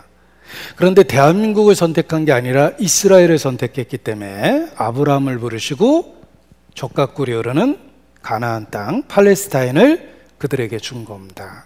그래서 선민의 역사가 시작됐다. 만일 대한민국이 선택받았다면 우리나라 역사가 세상 끝날까지 미루기 기록돼 있을 거예요. 대한민국이 선택됐다면. 여러분, 만약에 우리나라 역사가 이렇게 예언돼 있다고 가정해 보십시오. 너희가 일본에 의해서 36년 식민지 생활할 것이라. 해방과 동시에 동족상잔의 전쟁을 겪을 것이요, 전쟁이 끝나면 곧 독재 정치가 시작되며 군사 독재로 이어질 것이라. 그 후에 머리 벗겨진 사람이 대통령이 되며 문민 정치가 실천되더라. 그러나 여자가 대통령이 되니 그 끝이 결코 좋진 않더라. 그 이후엔 문제가 더 많아지더라. 뭐 이렇게 예언돼 있다고 하면은 안 믿을 사람이 없을 거예요. 안 믿는 게 기적이잖아요. 어떻게 우리나라 역사가 이렇게 써 있을까? 보십시오. 이스라엘이 전 세계에 흩어져 살았음에도 불구하고 하나님을 믿는 신앙의 중심으로 민족성을 유지하고 살았습니다. 어떻게 그럴 수 있죠? 자기들의 역사가 써 있기 때문에 그 자부심으로 수천 년의 환란을 견뎌낸 거예요. 성경 중심에 이스라엘이 있습니다. 하나님이 그렇게 하신 거예요. 그리고 이스라엘을 중심으로 성경을 기록한 이유가 있는데, 이스라엘 민족의 흥망성쇠는 순종할 때 무슨 복을 받고 불순종할 때 어떤 형벌을 받는지에 대한 실물 교훈입니다. 하나님이 정말 살아계시다는 걸 어떻게 아냐면 이스라엘 역사를 보면 알아요. 순종할 때 축복하시고 불순종하실 때 형벌을 세상에서 주십니다. 그래서 순종과 불순종의 결과가 이스라엘 역사에 그대로 되어 있는 거예요. 이스라엘을 선택하시고 그 뒤에 하나님이 있다는 걸 보여준 겁니다. 그래서 역사에 보면 프레드릭 대제와 관련한 유명한 일화가 있는데, 여러분 프레드릭이 궁정 목사를 부릅니다. 역사에 나오는 왕입니다. 프레드릭 대제가 궁정 목사를 부릅니다. 그리고 질문합니다. 하나님이 계시다는 가장 확실한 증거, 피할 수 없는 증거 하나만 대봐라. 그런데 궁정 목사의 딱 한마디에 왕이 믿게 됐다는 일화가 있습니다. 뭐라고 대답했을까? 대답하길 유대인입니다. 유대인입니다. 역사를 잘 알고 있는 프레드릭은 믿을 수밖에 없다, 이런 고백을 합니다. 여러분도 마찬가지입니다. 유대인, 곧 이스라엘을 알면 하나님을 안 믿을 수가 없어요. 그래서 하나님께서 이스라엘 역사를 중심으로 성경을 기록하신 겁니다. 성경을 이스라엘 역사를 중심으로 기록하신 이유를 이렇게 말씀하십니다. 이사야서 43장 9절로 10절에 보면 그들로 증인을 세워 자기의 옳음을 나타내어 듣는 자들로 옳다 말하게 하라. 이스라엘을 증인을 세웠답니다. 44장에 보면 43장 9절 보면 나 여호와가 말하노라 너희는 나의 증인 나의 종으로 택함을 입었나니 이는 너희로 나를 알고 믿으며 내가 그인 줄 깨닫게 하려 함이라. 나의 전에 지음을 받은 신이 없었느니라. 나의 후에도 없으리라. 자, 이스라엘을 증인으로 세운 겁니다. 교통사고의 증인은 교통사고를 설명해 줘요. 살인사건의 증인은 살인사건을 설명해 줍니다. 여호와의 증인은 창조주가 어떤 분인지를 설명해 주는데 이스라엘 역사가 창조주를 증거하고 있다는 것입니다. 그래서 너희는 나의 증인이다, 이렇게 말씀하신 거예요. 그래서 왜 이스라엘 역사를 우리가 배워야 하는가? 그들은 창조주를 증거하는 증인이기 때문에 그렇습니다. 보십시오. 이스라엘에 대한 책입니다. 제목이 그대로 의미를 나타내는데 하나님의 선택받은 민족의 삶의 역사서라는 제목을 갖고 있고, 여기 표지 내용을 살펴보면 유대인은 그때나 지금이나 이 구절을 읽으며 나는 하나님의 증인이다라고 고백하며 증인의 삶을 살기 위하여 애쓰고 노력한다. 이스라엘은 증인이에요. 하나님을 증거하는 증인이에요. 그래서 수없이 많은 아랍 국가와 이스라엘은 반복되는 전쟁을 했음에도 불구하고 한 번도 진 적이 없습니다. 누가 도와주는 것 같죠? 보세요. 배후에 누가 있죠? 하나님이 계시는 거예요. 그래서 전쟁할 때 한 번도 진 적이 없는 거예요. 이스라엘은 수없이 많은 아랍 국가와 전쟁을 반복해서 했음에도 불구하고 한 번도 진 적이 없습니다. 그 이유는 그 뒤에 하나님이 계시기 때문에 그렇습니다. 이스라엘이 얼마나 전쟁을 많이 했는지 예를 들어 보겠습니다. 1948년 5월 14일 이스라엘이 독립했습니다. 그리고 끊임없는 전쟁에 시달렸어요. 독립 이후에 1948년 독립했죠? 바로 전쟁이 일어났어요. 1956년 또 전쟁이 일어났습니다. 1967년 3차 중동전쟁, 1973년 4차 중동전쟁, 계속해서 전쟁을 했는데 한 번도 진 적이 없습니다. 이스라엘 뒤에 하나님이 계시는 거예요. 이 전쟁 하나하나를 공부해 보면 학자들은 미러클, 설명할 수 없는 기적이다 이렇게 얘기합니다. 기적이 한 번 일어나면 뭐 그런가 보다 그럴 텐데 이렇게 반복적으로 일어날 수 있습니까? 이길 수 없는 전쟁을 그들이 이기고 있다는 거예요. 이스라엘 뒤에는 하나님이 계십니다. 1차 중동전쟁 1948년 5월 14일 독립을 선언하자마자 그 다음날 전쟁이 났는데 시간 계산을 해보면 다음날이 아니라 몇 시간 뒤에요. 그냥 바로 아랍 군가가 연합군을 형성하고 그냥 바로 쳐들어온 겁니다. 이스라엘은 독립을 선언했지만 군대가 없었어요. 그런데 니림이라는 작은 마을에 이집트 정규 군대가 800명 정도가 기갑사단을 동원해서 공중의 지원을 받으며 니림이라는 마을에 쳐들어왔습니다. 800여 명의 정규군들이 쳐들어왔는데 니림이라는 마을에는 30-40명의 민병대가 있었고 일종의 키부츠 조직이었답니다. 집단 농장이었어요. 30-40명의 민병대가 있었고 그 중에 12명이 여자였으며 할머니들도 다수 포함되어 있었다. 무기는 소총이었고 기관정이 한정 있었고 박격포가 1개 있었다. 철문은 부족하여 돌아가면서 썼다. 이렇게 돼 있어요. 여러분 800여 명의 기갑사단을 동원한 부대와 30-40명의 민병대, 그것도 소총으로 무장되고 박격포가 1대밖에 없는 부대하고 전쟁이 붙었는데 놀랍게도 이스라엘이 전쟁의 그 첫 번째 전투에서 승리합니다. 승리하면서 시간을 벌었어요. 그 시간을 벌었을 때 2차 대전 직후입니다. 전 세계에 있는 유대인들이 자원 입대를 해서 가장 빠른 시간 안에 자원 병력이 9만 명이 만들어졌는데 다 참전용사 출신이랍니다. 그 시간을 벌고 9만여 명의 자원 병력이 만들어졌는데 다 2차 대전 참전용사들이었어요. 그래서 1차 중동 전쟁이 이스라엘의 승리로 끝납니다. 세계 역사에 이런 일이 없어요. 그 역사가 반복되고 있다는 거예요. 그 뒤에 하나님이 계십니다. 그래서 이스라엘 역사가 기적이며 그 뒤에 하나님이 계십니다. 자, 이 그림 다시 한번 보세요.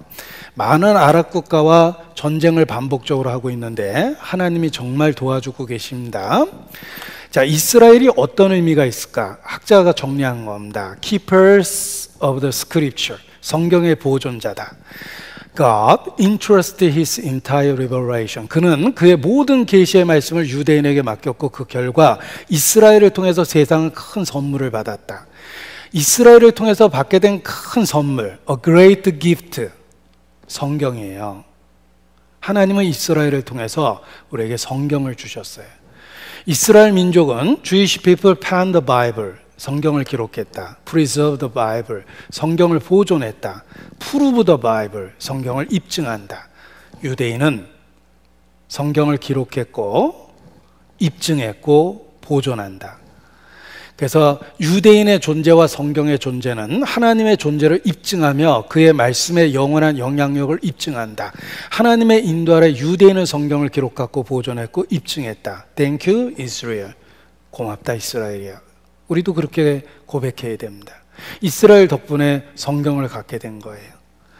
유대인은 전 세계에 흩어져 사는데 빨갛게 칠해놓은 것이 유대인이 흩어져 사는 곳입니다. 통계학적으로 136개 국가예요.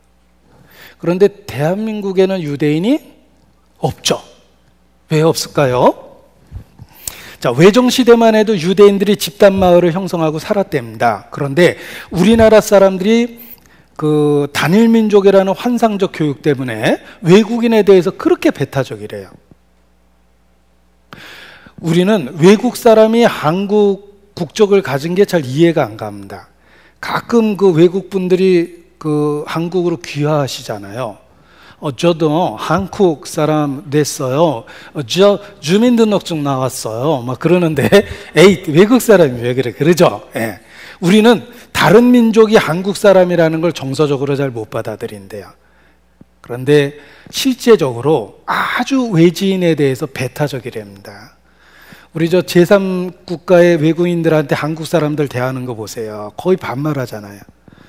그 식당에 어떤 그 외국인이 왔는데 식당 주인이 거의 반말하더라고요. 왜? 배고파? 밥 먹으려고? 막 그러는데 제가 옆에서 듣기도 민망할 정도로 그렇게 말 함부로 하는 분들 많이 계십니다. 유대인들이 외정 때까지만 해도 살아보려고 하다가 철수했답니다. 니들끼리 살아. 그러고서 하도 배타적이니까 막 텃세 부리잖아. 이사 오면은 막 돈 내놓으라 그러고.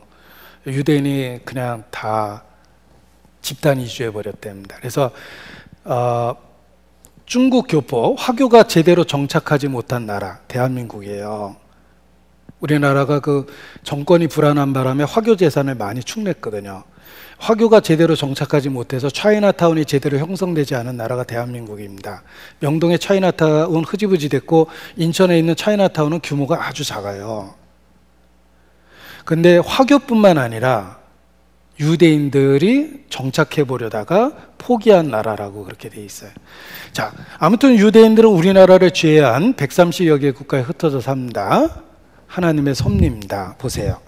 그런데 오늘날 불구대천지 원수지가 아닌 유대인과 아랍인은 모두가 셈 어족에 속하는 같은 뿌리를 지닌 형제 민족이다. 아랍과 유대인이 피 터지게 싸우지만 다 아브라함의 자손이에요. 구약 성서에 따르면 아브라함의 증손자 유다 자손이라는 데서 유대인이라는 명칭이 유래한다지 2000여 년 가까이 떠돌면서 온갖 핍박과 탄압을 받은 유대민족은 유대교라는 종교로 뭉쳤어요. 시나고그라는 유대 교회당을 중심으로 하나가 됐는데 유대교는 유대인을 하나로 묶는 정신적인 고리입니다. 유대민족의 정체성 그 자체입니다. 유대교를 믿으면 유대인이다. 이런 말이 있을 정도로 종교가 중요시되는 나라며 심지어는 군대에 가야 되는 사람이 18만 명인데 종교에 귀의하는 사람 7만 1000명의 군대를 빼준대요. 원래는 400명밖에 안 돼서 빼주기가 좋았대요, 군대를. 그런데 7만 1000명으로 늘어난 지금도 군대를 빼준답니다. 그래서 자기들끼리 데모해요. 누군 군대 가고 안 가냐. 그런데 왜 군대를 빼주느냐가 중요합니다. 판결문에 이렇게 써 있습니다. 군대를 빼주는 이유. 이 나라는 적에 의하여 둘러싸여 있다. 이 나라는 칼과 총으로만은 지킬 수 없다. 당신이 총을 들고 나라를 지키든지 기도로 나라를 지키든지 선택할 수 있다. 이런 명목으로 그동안 7만 1000명의 군대를 빼준 거예요.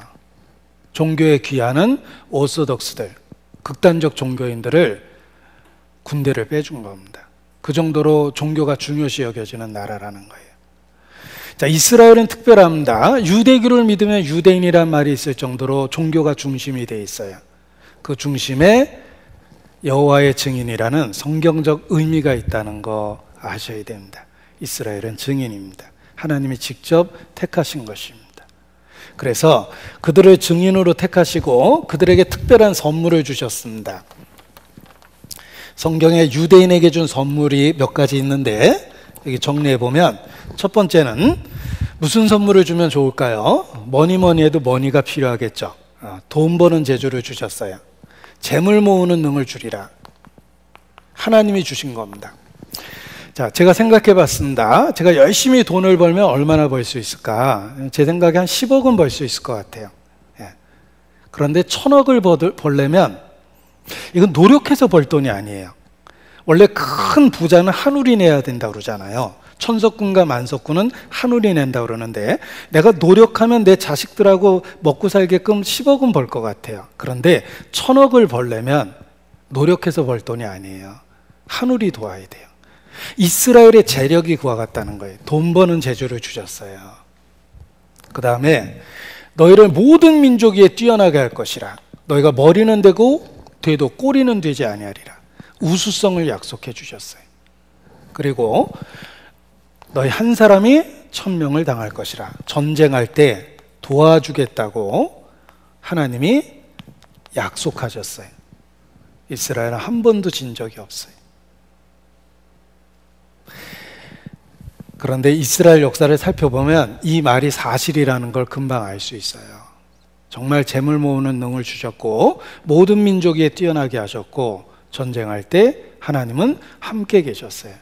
그래서 이스라엘 역사 자체가 설명할 수 없는 기적의 연속이다 라고 얘기하며 철학자 헤겔, 유태인 외에 나의 철학은 모든 것을 설명할 수 있다라는 표현을 했어요. 유대인은 상식과 이성으로 설명되지 않는 기적과 같은 역사를 갖고 있다, 이런 뜻입니다. 이스라엘은 특별합니다. 그들은 하나님께 선택됐습니다. 그래서 딱 한 번 이스라엘에게 하나님이 직접 자기 자신을 나타내셨습니다. 역사 속에서 딱 한 번 있었던 사건이에요. 우리 그런 기도하고 싶잖아요. 하나님 정말 계시다면 딱 한 번만 나타나 주세요라고 기도하고 싶은 마음이 있는데, 이스라엘에게 딱 한 번 진짜 나타나셨어요. 시내산에서. 자, 출애굽기 19장에 그 이야기가 기록되어 있습니다. 찾아보겠습니다. 출애굽기 19장. 하나님이 직접 나타난 사건입니다. 굉장히 흥미진진하죠. 예. 저는 성경 배우면서 정말 흥미진진합니다. 그리고 제가 하나님께 감사하는 것 중에 하나가, 하나님에 대해서 배워간다는 것, 알아간다는 게 이렇게 정말 멋있는 일이구나라는 걸 성경 공부할 때마다 제가 깨달아요. 그전에는 제가 죄송하지만 내가 왜 목사가 돼서 이 고생을 하나, 이런 생각했을 때가 있었어요. 특히 가을 낙엽 질 때는 낙엽이 굴러가는 거 보면서 가을밤 외로운 밤 벌레 우는 밤 초가집 지붕이 어두워질 때 엄마 품이 그리워 눈물 나오면 교회 앞에 나와서 말씀 듣지요, 이러고 위로를 받았는데, 본성적으로 제가 굉장히 이렇게 우울합니다. 그래서 저 스스로 가을과 가장 잘 어울리는 남자 1위로 저를 선정했어요, 제가. 근데 이 본성적인 우울함이 정말 신기한 건, 하나님에 대해서 배워가면서 그 본성적인 게 극복이 되고 밝아져요. 그전에는 부모에 대한 원망이 가득했어요. 왜 제가 5남매 막내거든요. 넷을 낳았으면 충분하지, 어쩌자고 막내까지 나가지고 이 고생을 하나, 그런 생각을 하고 제가 지냈어요. 그래서 제가 철없는 얘기지만, 어머님이 살아생전에 저한테 노래 한번 해보라고 그래서 제가 무슨 노래 불러드렸냐면, 가엾은 어머니 왜 나를 낳으셨나요, 이런 노래 불러드린 기억도 있어요. 그런데 하나님을 알게 되면서 본성적인 우울함이 극복되고 있어요. 없어지진 않았는데 극복되고 있어요. 신기할 정도로.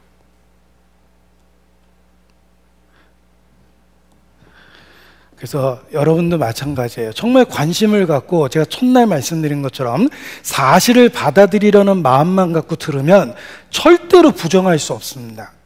시간을 투자하고 마음을 투자해보면 내가 잘 몰랐던 거예요, 하나님에 대해서. 하나님은 계셨고 그분은 여전히 의롭고 신실한데 내가 잘 몰랐던 거예요. 그래서 여러분도 정말 사실을 받아들이려는 마음만 갖고 성경을 배우면 저의 고백이 여러분의 고백이 되리라 확신을 합니다. 하나님이 직접 나타난 사건, 출애굽기 19장입니다. 보세요. 어떻게 나타나셨나 보겠습니다. 출애굽기 19장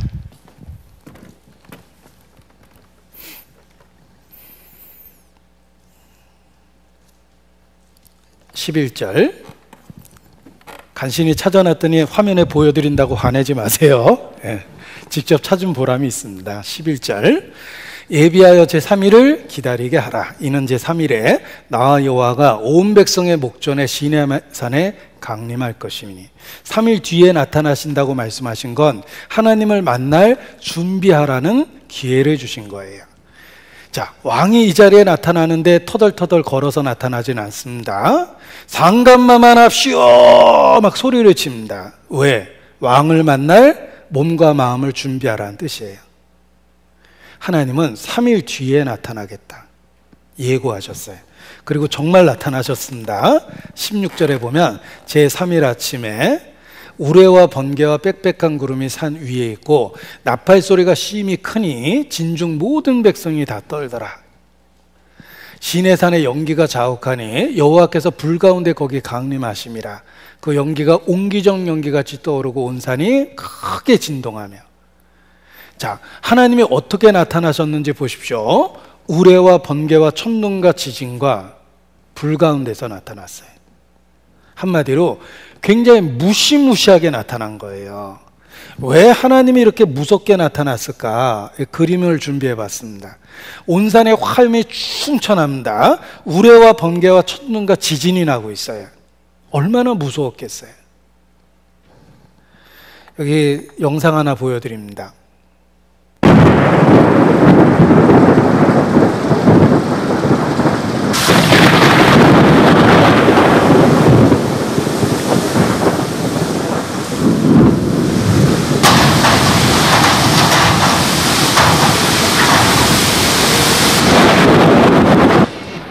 번개.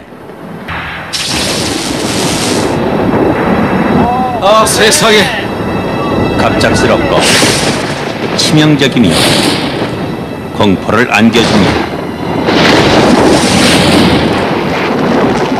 번개에 맞는 것은 눈 깜짝할 사이에 1억 볼트라는 어마어마한 전기 충격을 당하는 것과 동일합니다.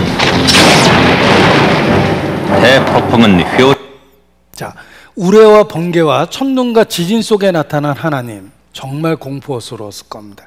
온 산이 화염 속에서 진동했습니다.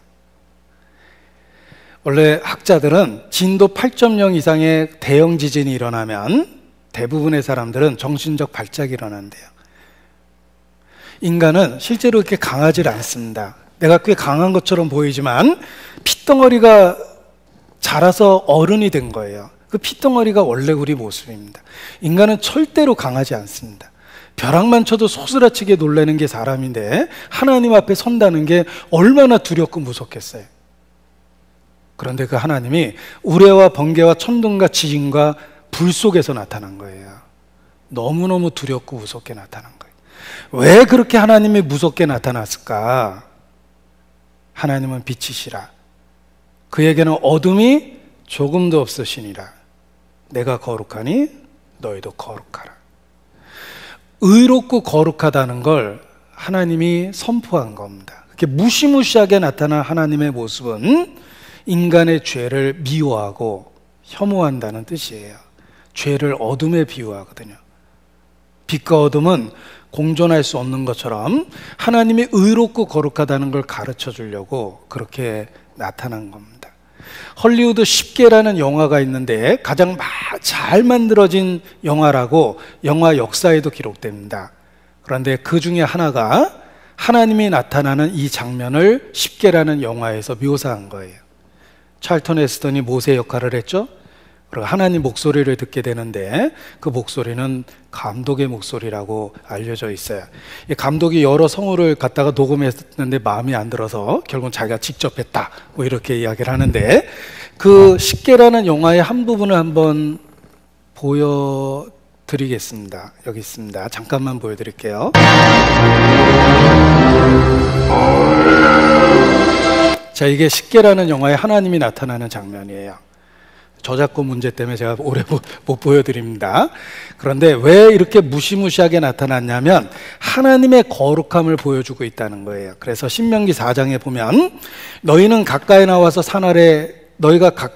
산 아래 서니 그 산에 불이 붙어 화염이 충천하고 유암과 구름과 흑암이 덮였는데 여호와께서 화염 중에 너희에게 말씀하셨다. 그 이유가 무엇이냐면 이것을 내게 나타내심은 여호와는 하나님이시여 그 외에 다른 신이 없음을 내게 알게 하려 하심이라. 하나님의 의롭고 거룩하다는 성품을 무시무시한 장면 속에서 보여준 겁니다. 왜 하나님이 우리에게 직접 못 나타나실까? 인간은 크고 작은 죄를 짓고 살고 하나님 앞에 어둠 속에 존재합니다. 어둠은 빛과 공존할 수 없어요. 내가 너희를 돌격할까 두렵다. 인간의 죄를 보면 하나님은 반응할 수밖에 없어요. 거룩하거든요. 그래서 이렇게 생각을 해봤습니다.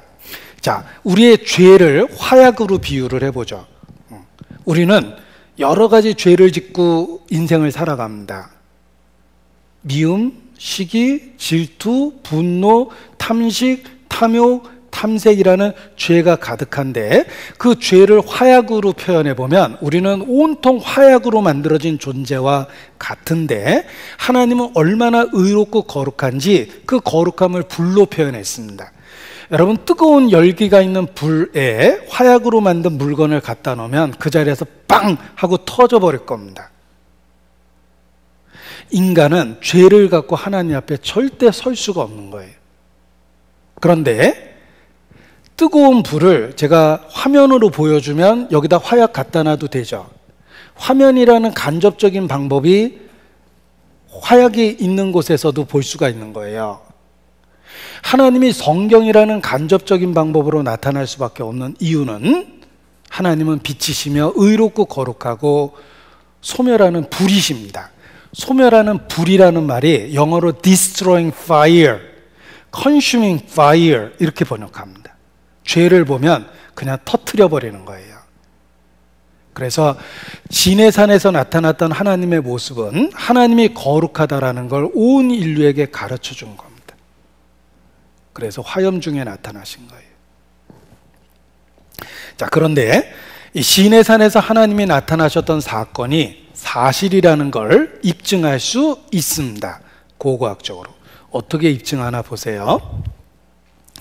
제가 이렇게 학창 시절에는 추리 소설을 참 좋아했습니다. 그래서 범죄 심리 추리 소설 이런 것들을 많이 읽으면서 지냈는데 뭐 당시에 유행했던 김종성 씨의 추리 소설 이런 것들은 거의 다 읽고 지냈어요. 그런데 이 추리 소설의 묘미는 단서 몇 가지를 갖고 범인을 확실하게 잡아내는 거예요. 사소해 보였던 단서 가지고 범인을 확실히 잡아내는 것이 추리 소설의 묘미입니다. 그런데 시내산이 도대체 어디일까라는 것도 마치 한 편의 잘 쓰여진 추리 소설처럼 단서를 갖고 확실히 찾아냅니다. 어떻게 확인하는지 지켜보십시오. 자, 시내산이 어디 있을까? 지금부터 확인해 보도록 하겠습니다. 시내산이 어디 있냐면 근거가 있습니다. 마운틴 시나이. 지금부터 시내산을 찾아보도록 하겠습니다. 출애굽기 2장 15절에 보면 모세가 바로의 낯을 피하여 도망갔는데 미디안 지역에 가서 살았다라고 되어 있는데 이 미디안 지역에 있을 때 시내산에서 하나님을 처음 만나게 됩니다. 또 여기가 미디안 지역이죠. 여기가 아라비아라고 되어 있는데 아라비아에 있는 미디안 지역에 시내산이 있었고 갈라디아서 4장 25절에 보면 아라비아에 있는 시내산이라고 딱 기록되어 있습니다. 그리고 요세푸스라는 당대 역사학자의 기록에 보면 시내산은 미디안 지역에서 가장 높은 산이다 라고 기록하고 있습니다. 이걸 근거로 미디안에서 가장 높은 산, 아라비아에 있는 그곳, 미디안이라고 일컬어지는 지역, 아라비아에 있는 그곳 가장 높은 산을 찾아보니까 율법의 산이라는 제베렐 노츠예요. 여기가 시내산이에요. 제베렐 노츠가 여기 있습니다. 그래서 뉴스위크 특집기사에서도 그걸 다뤘어요. 뉴스위크 특집기사입니다. 1998년도 2월 달 겁니다. 제베렐 노츠 is the most likely site for Mount Sinai. 제베렐 노츠가 가장 시내산일 것 같다라고 기사화도 됐어요. 그리고 시내산은 아라비아에 위치해 있고 모세가 바위를 갈라서 물이 흘렀다는 흔적도 그대로 있으며 그리고 금송아지를 숭배했던 제단도 그곳에 있다라는 기사가 나왔고 아라비아에 있는 시내산을 고고학자들이 확인한 거예요. 그런데 이게 제베렐 노츠라는 아라비아에 있는 시내산입니다. 제베렐 노츠를 분석해 보니까 성경에 있는 사건들에 대한 기록이 다 일치해요. 예를 들면 엘리야가 머물렀던 동굴이 있습니다. 시내산에. 거기에 그 동굴도 실제로 발견이 되고 막 이래요. 그래서 그 주변의 위치가 정황이 성경에 있는 사건들을 다 아울릴 수 있는 내용이다 이렇게 얘기합니다. 그리고 학자들의 기록에 의하면 그 주변의 돌과 바위에는 여러 글자들이 써 있는데 이 글자를 사진을 찍어 보니까 해석을 해봤습니다. 돌과 바위에 써 있는 글자들을 해석을 해보니까 바람이 불어 바다가 여러 조각으로 갈라졌고 그들이 지나갔다는 출애굽의 내용이 나왔으며 심지어는 모세라는 족장의 이름도 언급이 돼 있다. 사실로 확인이 됐어요. 이걸 확인하고 주변에 많은 무덤들의 흔적들도 찾아냈는데 이게 무덤들의 흔적이거든요. 이 책을 쓴 사람이 그랜드 제퍼리라는 사람이에요. 몇 년 전에 갑자기 돌아가셨어요. 돌아가신 지 얼마 안 돼서 제가 메모도 했었는데, 이 그랜드 제퍼리가 살아있을 때 쓴 책입니다. 놀라운 성경의 발견들. 그래서 신의 서명이라는 책이 있죠. Signature of God. 성경이 사실이라는 거예요. 그래서 우리나라 방송국에서도 직접 취재를 했는데 바위에 유대인이 머물렀던 흔적들을 그대로 찾아낸 거예요. 광야 생활을 한 흔적을 찾아내고 금송아지를 숭배했던 제단도 찾아냈으며, 이게 펜스가 쳐 있는 건 사우디아라비아 군대가 지키고 있기 때문에 그래요. 중요한 유적지, 고고학 유적지라고 써 있습니다. 금송아지를 숭배했던 제단들, 그래서 펜스가 쳐 있죠. 그리고 여기에 금송아지를 올려놓고 숭배했던 거예요. 요 밑에 가보면 금송아지를 숭배했던 기록들이 그대로 나옵니다. 성경이 사실이었고, 주변에 이스라엘이 장막을 치고 머물렀는데 광야에서 장막 텐트를 치려면은 요즘 말로는 폴대가 필요한데 그 당시에는 돌에다 묶어놨어요. 고대인들의 장막은 날아가지 않게 돌에다 묶어놓습니다. 그런데 수백만 명이 100만 명 이상이 텐트를 칠 정도의 그런 흔적들이 그대로 나타났고, 만나를 갈아먹은 천연의 맷돌들이 발견됐어요. 시내산이 바로 거기에 있었던 거예요. 그리고 더 놀라운 건 거기가 바로 아라비아에 있는 시내산이고 요세푸스의 기록과도 일치한다. 산 정상에 불에 탄 흔적이 있다라는 거예요. 시내산 정상에만 불에 탄 흔적이 있는데 이 올라가서 바위의 일부분을 잘라왔습니다. 바위의 일부분을 잘라보니까 놀라운 사실이 밝혀졌는데 2000도에서 3000도 정도의 온도에 의해서 변형된 변성암으로 이루어진 바위들이었어요. 원래 용암이 흘러가지고 굳으면 화성암이라고 그럽니다. 대부분은 이게 화성암이에요. 변성암은 이미 굳어진 바위가 후세대에 열에 의해서 변형된 게 변성암입니다. 그런데 시내산 정상은 다 변성암이며 2000도 이상의 고열에 의하여 변화된 모습이었어요. 성경이 사실이었습니다. 자, 이런 건 한번 놀라고 지나가야 되니까 같이 놀래보도록 하겠습니다. 자, 저를 따라 하시겠습니다. 와! 감정을 넣어서 다시 한번 열연해보죠. 우와! 놀랄 걸 놀라셔야 돼요. 요즘 사람들은 영적으로 둔해서 잘 안 놀래요. 군인이 이렇게 지나가는데 수류탄이 툭 떨어집니다. 수류탄이네? 반응 안 하면 죽는 거예요. 수류탄이면 반응을 해야죠. 위험한데. 하물며 하나님의 말씀 앞에 반응을 해야 됩니다. 성경은 놀라울 정도로 사실이며 그 사실성을 우리 시대에 입증해 주는 건 모든 사람이 구원을 받기를 원하시기 때문에 그렇습니다. 기회를 주시는 거예요. 시내산 사건은 사실입니다. 영상을 보여드립니다. 사우디아라비아에 있는 진짜 시내산, 오늘날 이름은 제벨 엘 로츠입니다. 다음 목적지는 제벨 엘 로츠, 즉 시내산, 하나님의 산입니다. 산을 전반적으로 살펴볼 때 시내산 정상은 하나님의 임재로 불탔던 것이 보입니다.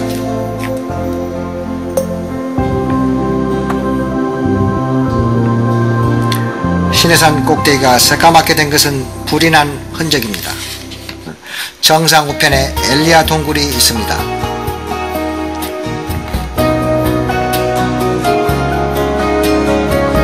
이 산을 찍은 비디오를 구하기가 매우 어려운 이유는 사우디아라비아를 들어가는 것도 어려울 뿐 아니라 그들이 이 산을 지키면서 사진 촬영을 금하고 있기 때문입니다.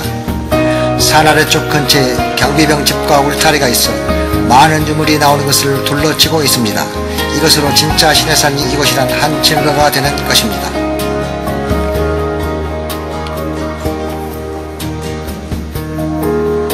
이 지역에서도 산 위쪽을 향해 보면 타서 새까만 꼭대기가 보입니다. 바위가 강력한 열에 의해 정말로 타버린 것입니다. 시내산은 사실입니다. 성경은 사실입니다. 자, 이스라엘은 특별한 목적으로 선택됐는데 성경에 최고의 비극적인 사건이 있습니다. 그것은 택한 백성 이스라엘이 하나님의 아들을 죽였다는 것입니다.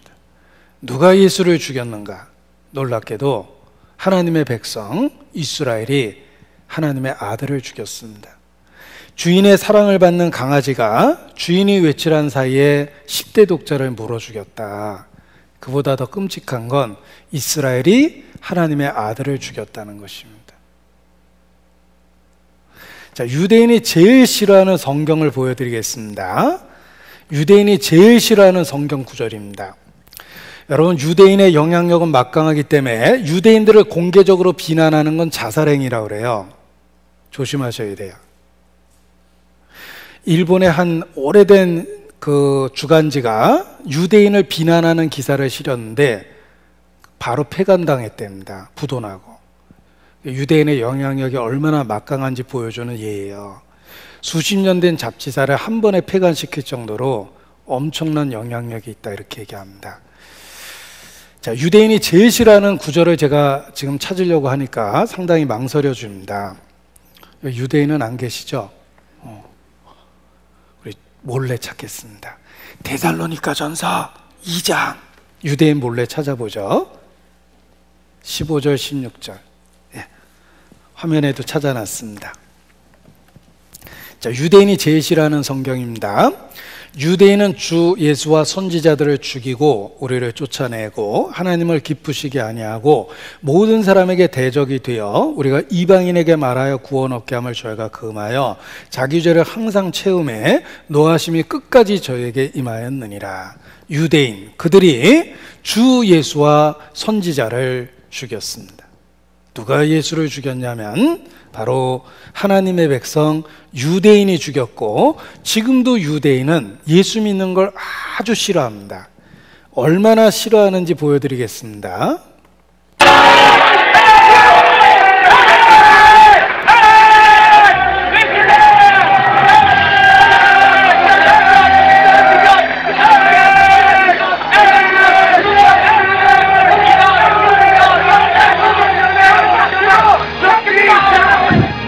You and you fucking Jesus to kiss my ass, okay? Go away.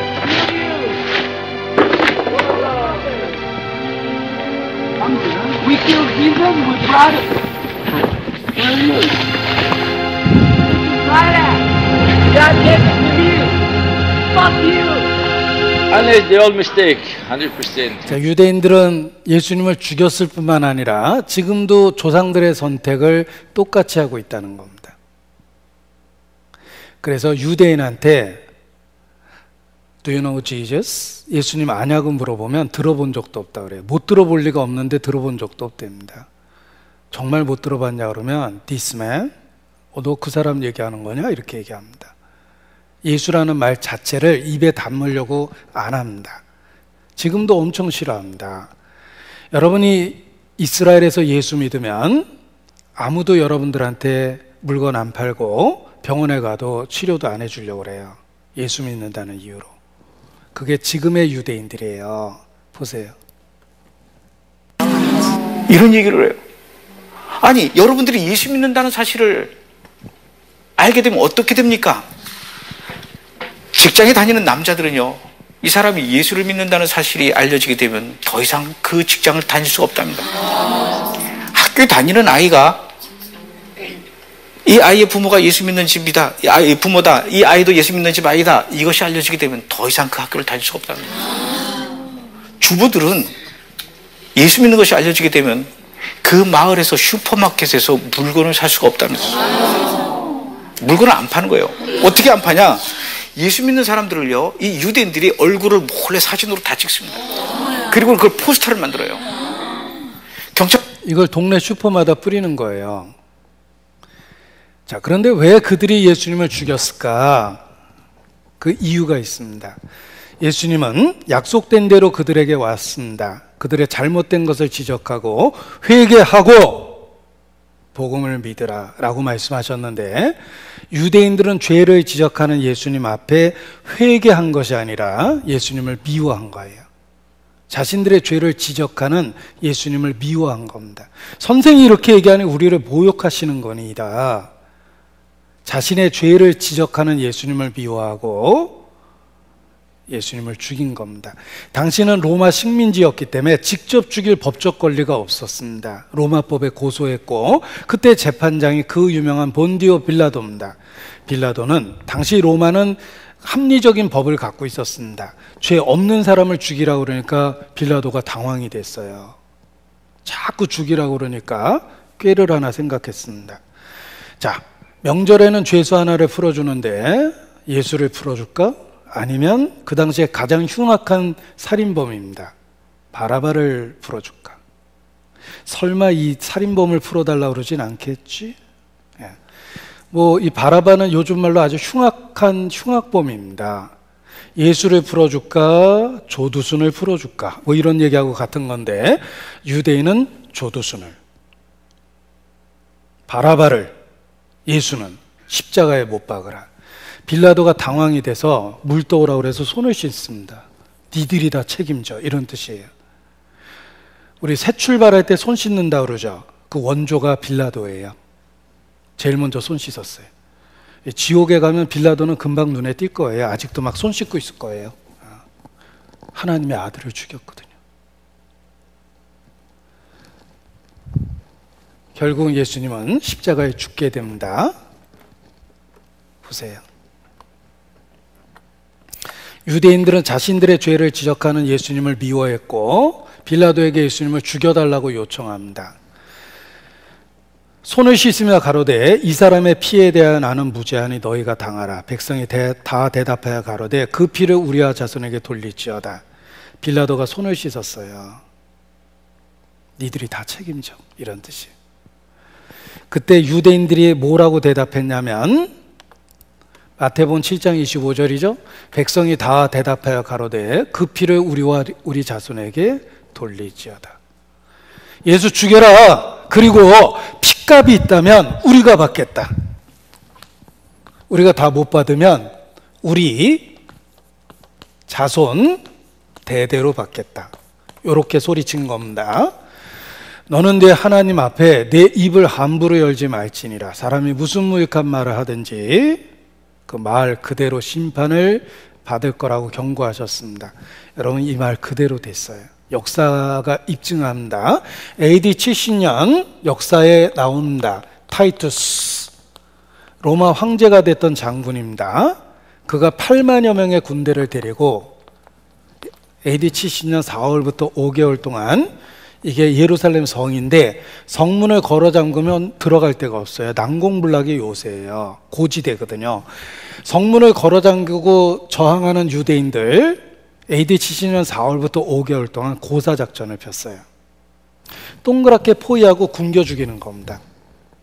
그리고 로마 군대의 특징은 공성태, 성문을 파괴하고 성벽을 무너뜨리는 기술이 발달되어 있어요. 5개월 동안 북쪽에다 토성을 쌌습니다.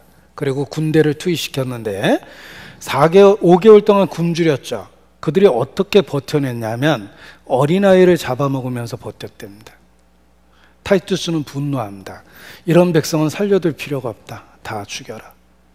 당시 110만 명이 성 안에 있었는데 역사에 나옵니다. 9만 7천 명이 사로잡혔대요. 100만 명 이상을 살해한 거예요. 예루살렘 성 안에서 100만 명을 살해하니까 피가 무릎에 찼답니다. 요세푸스의 기록에 보면 피가 무릎에 찼다고 돼 있어요. 100만 명이 죽은 거예요. 우리라고 얘기했던 사람 다 죽었습니다. 요 9만 7천 명을 데리고 로마로 왔는데, 로마에서 전쟁을 승리로 이끌고 돌아오는 타이투스를 위해서 개선문을 세워줬는데, 놀랍게도 그 개선문이 지금도 로마에 있어요. 하나님이 이거 보존해 놓은 거예요. 2000년 세월을 보존시켜 놓은 겁니다. 로마는 관광지입니다. 유대인들이 로마에 몰려들어서 관광하는데 유대인의 관광 코스에 절대 안 가는 지역이 개선문이에요. 유대 관광 자료에 나와요. 개선문의 근처도 안 갑니다. 이 타이투스 개선문이거든요. 여기 보면 성전에 불 지르고 약탈하는 그림이 그려져 있습니다.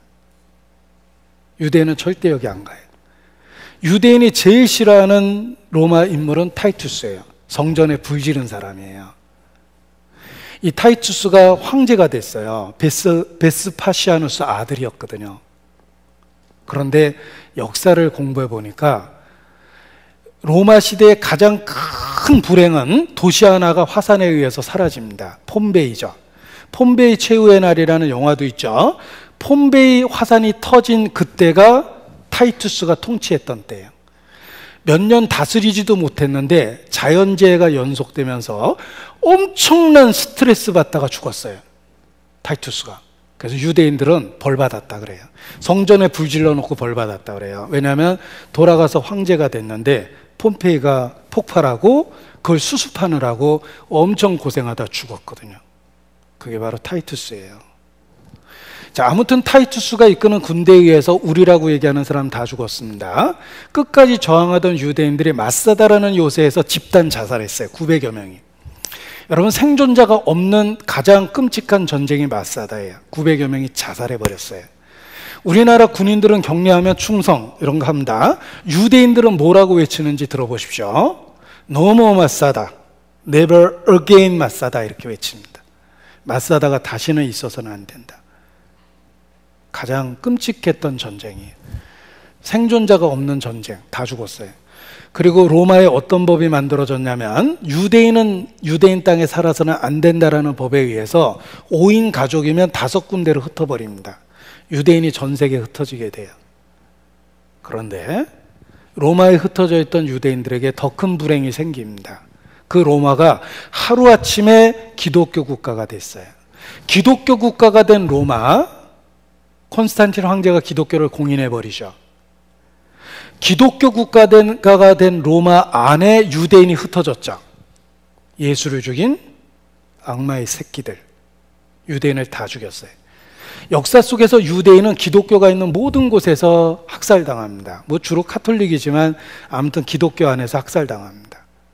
1096년 울반 2세가 십자군 전쟁을 일으키고 신이 원한다는 말 한마디에 200년 동안 전쟁이 일어났는데 십자군이 가는 곳마다 유대인 다 잡아 죽였어요. 예수를 죽인 악마의 새끼들. 제정 러시아 때 러시아 정교에서 유태인 학살했습니다. AD 1300년경에 유럽에 흑사병이 돌아서 유럽 인구 3분의 1이 죽었는데 유대인이 독약을 풀었다라는 소문 때문에 그 당시에 유대인을 다 잡아 죽였고, 심지어는 종교개혁자 루터의 기록에도 유대인 회당에 불을 질러라는 설교가 있어요. 유대인을 악마 취급을 해버린 거예요. 유대인은 가는 곳마다 학살을 당합니다. 우리 시대 히틀러가 2차 대전에 광기 어린 그 시절에 유대인 600만 명을 학살했어요. 이 불행한 예언이 역사에 그대로 성취된 겁니다. 그 피를 우리와 우리 자손에게 돌릴지어다. 2000년 유대인 환란의 역사는 그리스도를 고의적으로 배척한 죄가 하나님 앞에 얼마나 무서운지를 보여주는 실물 교훈입니다. 자, 우리는 지옥에 대한 정보가 없기 때문에 거기가 얼마나 두렵고 무서운 것인지 잘 모릅니다. 그 심판이 얼마나 무서운지를 2000년 유대인 환란의 역사를 통해 경고하신 거예요. 유대인은 2000년 동안 끔찍한 환란을 연속적으로 당했습니다. 그것은 그리스도를 고의적으로 배척하면 하나님 앞에 어떤 형벌을 받는지에 대한 실물 경고가 되는 것입니다. 푸른 나무에 이와 같이 했는데 마른 나무는 어떻게 되겠느냐? 택한 이스라엘이 이렇게 됐다면 우리 같은 이방인이 끝까지 하나님을 대적하다 죽으면 어떻게 될지를 경고하신 거예요. 그래서 역사는 경고입니다. 이스라엘의 환란의 역사는 그리스도를 배척한 죄가 하나님 앞에 얼마나 무서운지를 보여주는 실물 경고입니다. 그래서 역사를 통해서 경고하시고 올바른 선택을 할 수 있도록 도와주는 겁니다.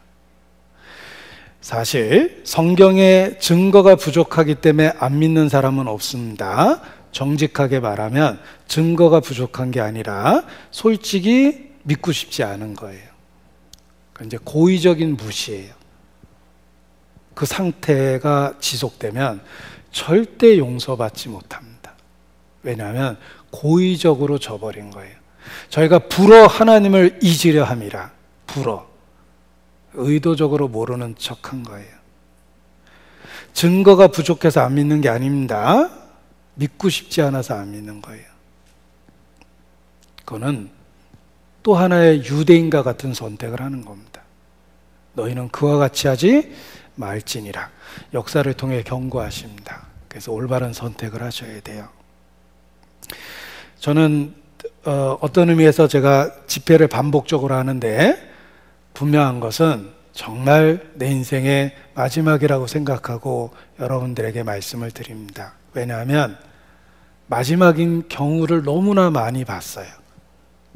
그동안에 전도하면서 나중에 다음에 차차로 기회가 되면 언젠가 이번 일만 끝나면 멸망하는 사람들이 가장 많이 하는 대사입니다.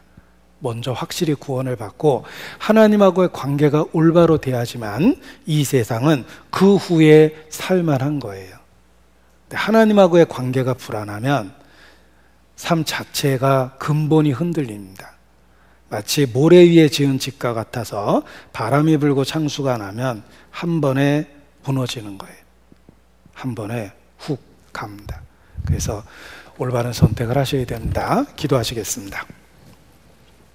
아버지 하나님, 오늘도 말씀을 배울 수 있도록 은혜를 주셔서 감사합니다. 주의 능력의 손길로 붙잡고 영혼의 문제를 해결할 수 있도록 함께하여 주시옵소서.